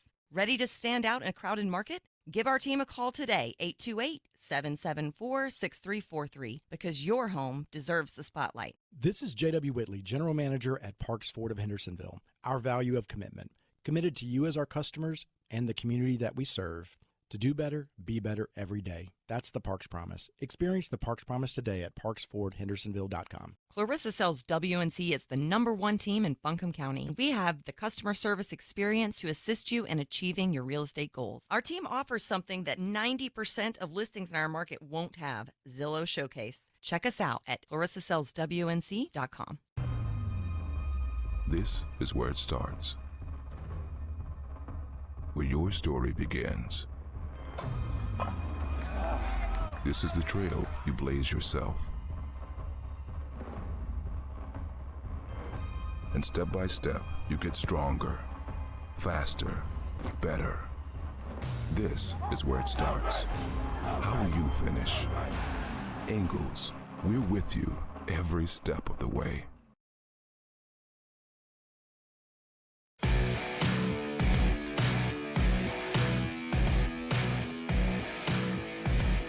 the Sportsocracy. This is G. Duggaroff, voice of the Tampa Bay Buccaneers. Fire them cannons. By golly, put more powder in those things. Back in the Sportsocracy, time to talk contenders in the NFL. Week 2 power rankings. After week 1, I feel like there are 8 teams in the NFL that can win the Super Bowl. I think every other team we talked about is a contender. I would if there was some way to just, I'll take these 8 teams, I'll take my minus 300, and I'll put my house on it. I feel pretty good about this. Mm-hmm. It's a good crop to take because at number 8, the Los Angeles Rams. The Rams are the team that can win the Super Bowl that needs the most to go right to win it. Because Puka Nacua seems to have a death wish. Matthew Stafford's body is 38 years old, and the defense is not quite as good. Look, Jared Verse is a dog. I think he's one of the 5 best defensive players in the league. Yep. They have a lot of role pieces. I don't think they have a suffocating defense the way some of these other teams do. If everything goes right, the Rams can win a Super Bowl. But man, they need a lot to go right. Well, health is going to be number 1. For sure. Chief amongst them. Because, as you said, Puka Nacua out there getting his brain smashed in week 1 is not a good sign. And he does that a lot. Mm-hmm. Matthew Stafford, obviously the age is a concern. He's already got a tweak in his back. He's already dealing with it's not like a slipped disc or anything yet. It's the problem. Once you get closer to 40, those things tend to pile up on you. Still working on the connection with Devontae Adams. Once this thing gets going, though, I have very little fears of the Rams, as long as they're healthy. Very little fear for the Rams, not of them. Right. I have a lot of fear of them. I don't fear for them all that much. Number 7. This is going to sound crazy when I say it, but I believe it. The Kansas City Chiefs. They're 7 on my list as well. Them and the Rams, to me, are right there in lockstep of you need so many things to go right. Because I don't think Kansas City's that great. And if you're telling me you're about to lose Xavier Worthy for the year, I have not heard an official on that, but it has not sounded good. They're going to let him rest for a couple weeks, but if he has to have surgery, he's done for the year. You take Xavier Worthy off this team as the guy that can hit over the top. Now you've got only Hollywood Brown, what's left of Travis Kelce, Juju Smith-Schuster, and Isaiah Pacheco. I'm just not all that scared of that. Pat always gives you a chance. Andy Reid always gives you a chance.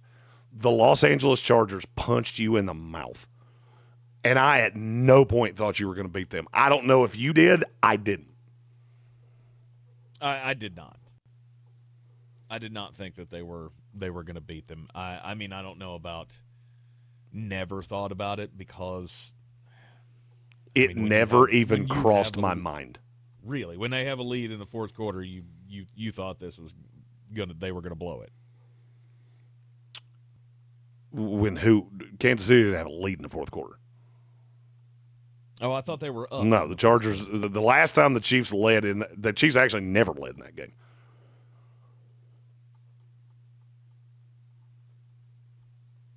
Okay, my bad. They were down 2 at the. I don't remember how much time was left, but it got to 20-18, and they gave the ball back to Justin Herbert. And in my mind, I went, he's going to go down here and score because he's toying with you.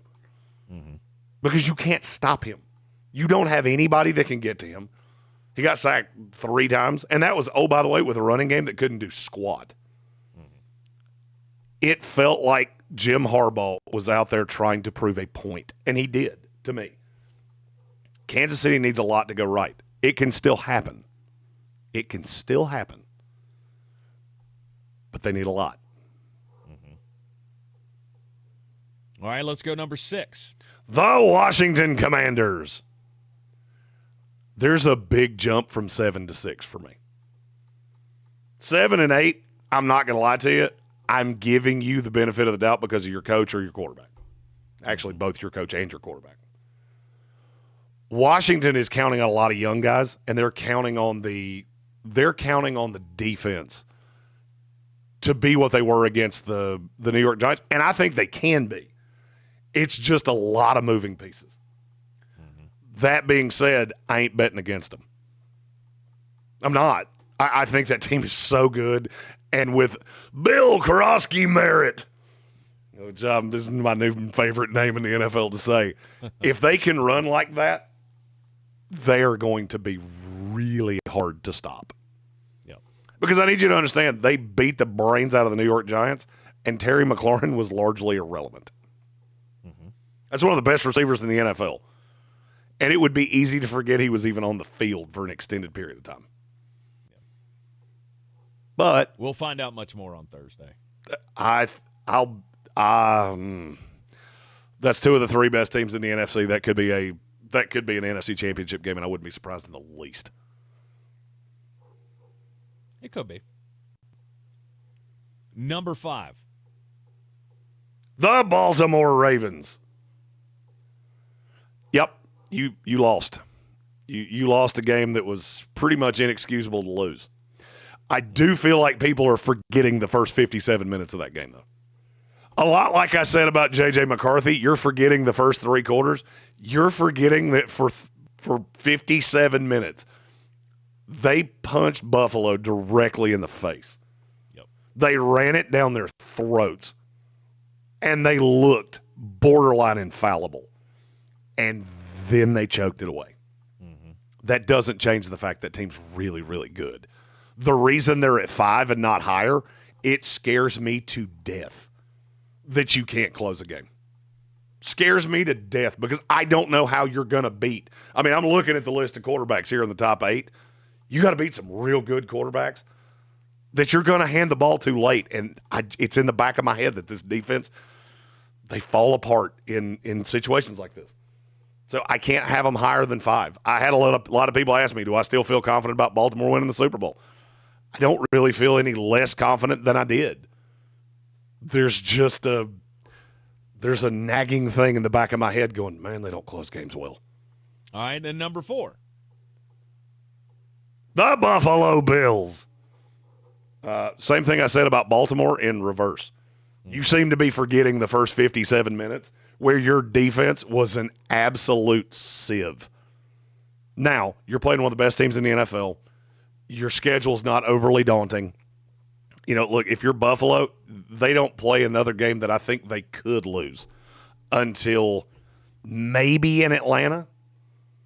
That Monday night game that we'll be at, maybe you could lose that. You, I guess, could lose to the Chiefs in Buffalo. I look at the schedule and go, that has 15-2 written all over it.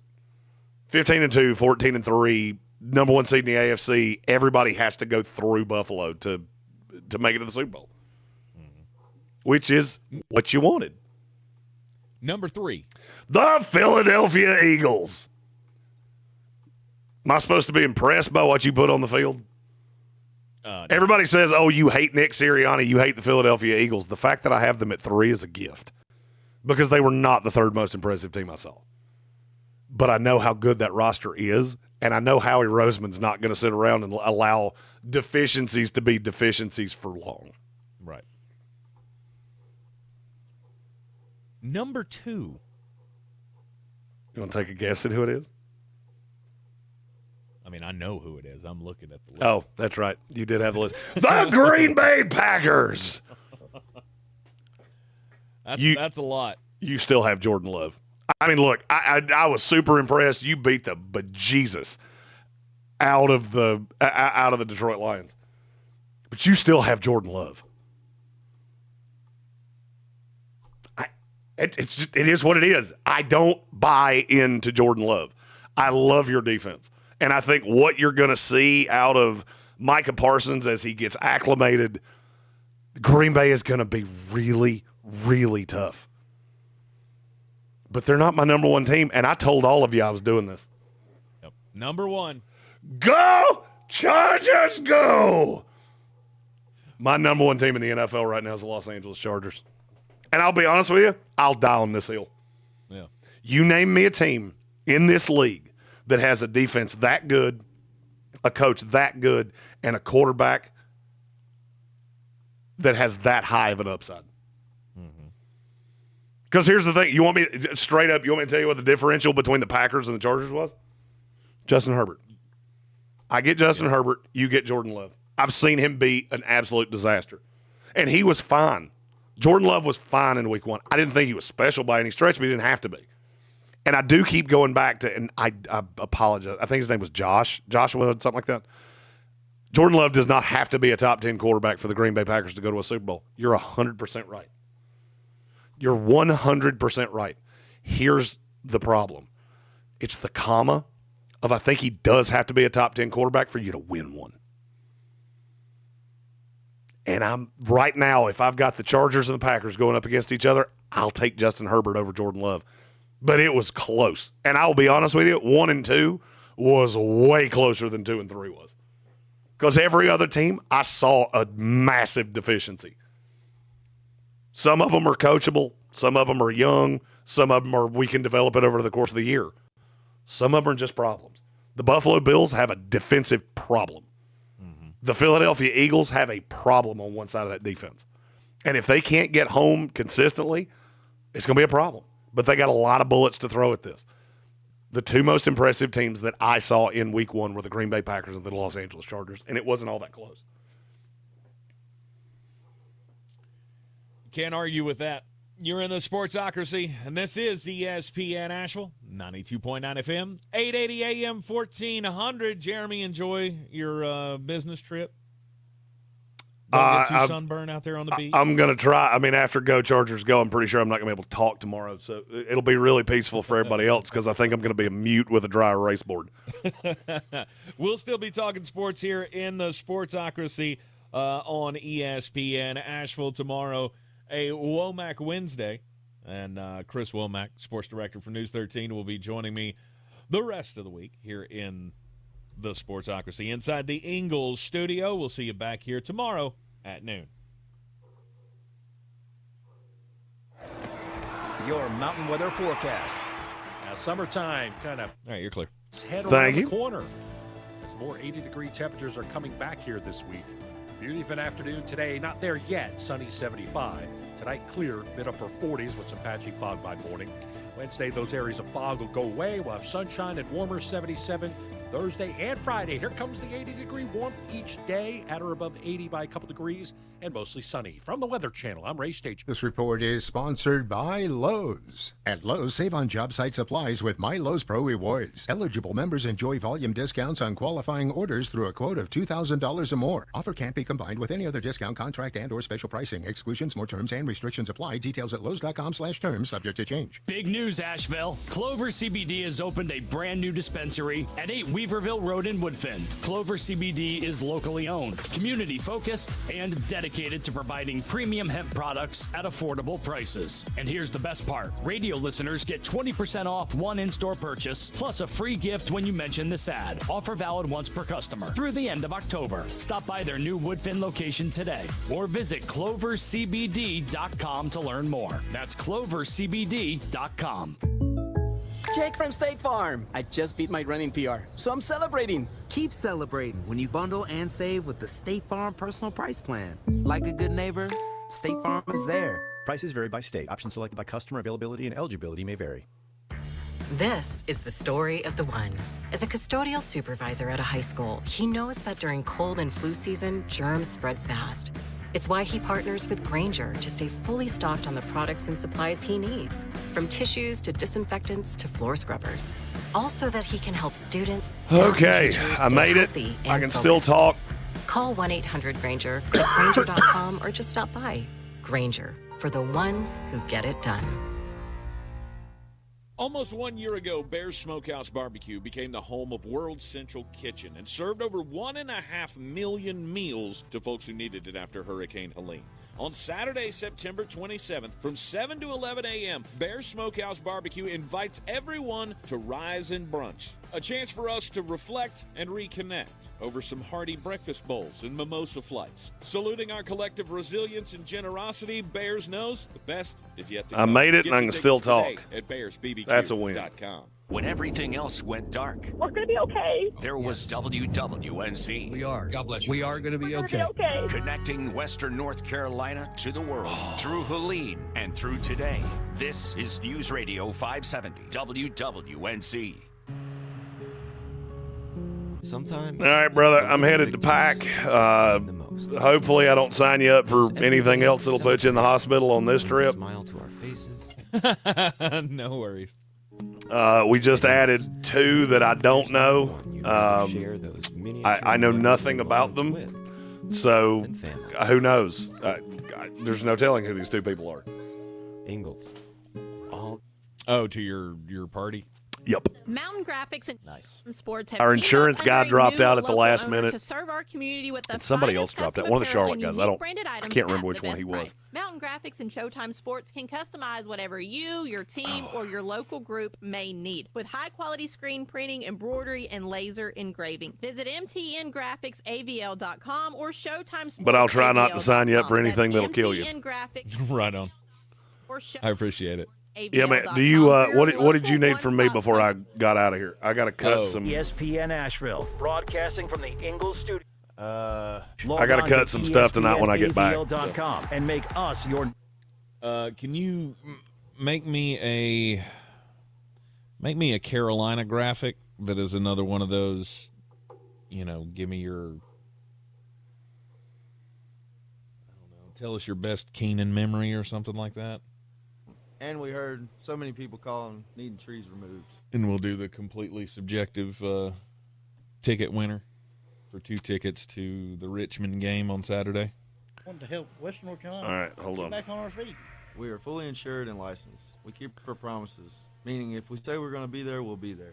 In these parts, You want we live how we a were Carolina When you call the Chainsaw Brothers, you're not a customer. You're family. We're good at what we graphic do. for We do it for a reasonable cost. Richmond For all your chainsaw needs, call the tickets. Chainsaw Brothers. 828-316-1013. Or find us on Facebook. See how we treat All our right, family. what else? Are you still covered up with storm damage and debris? Call us about our daily. Let's see. Can you do me a Braves one for? Do better, be better every day. That's the Parks promise. Our Braves and the Astros. General Manager at Parks. Braves and the Trastros. And the Trastros. That's parksfordhendersonville.com. Portions of the following program will be recorded. And go your car and the new and improved iHeartRadio app. Free never sounded so good. Do you need one for NC State?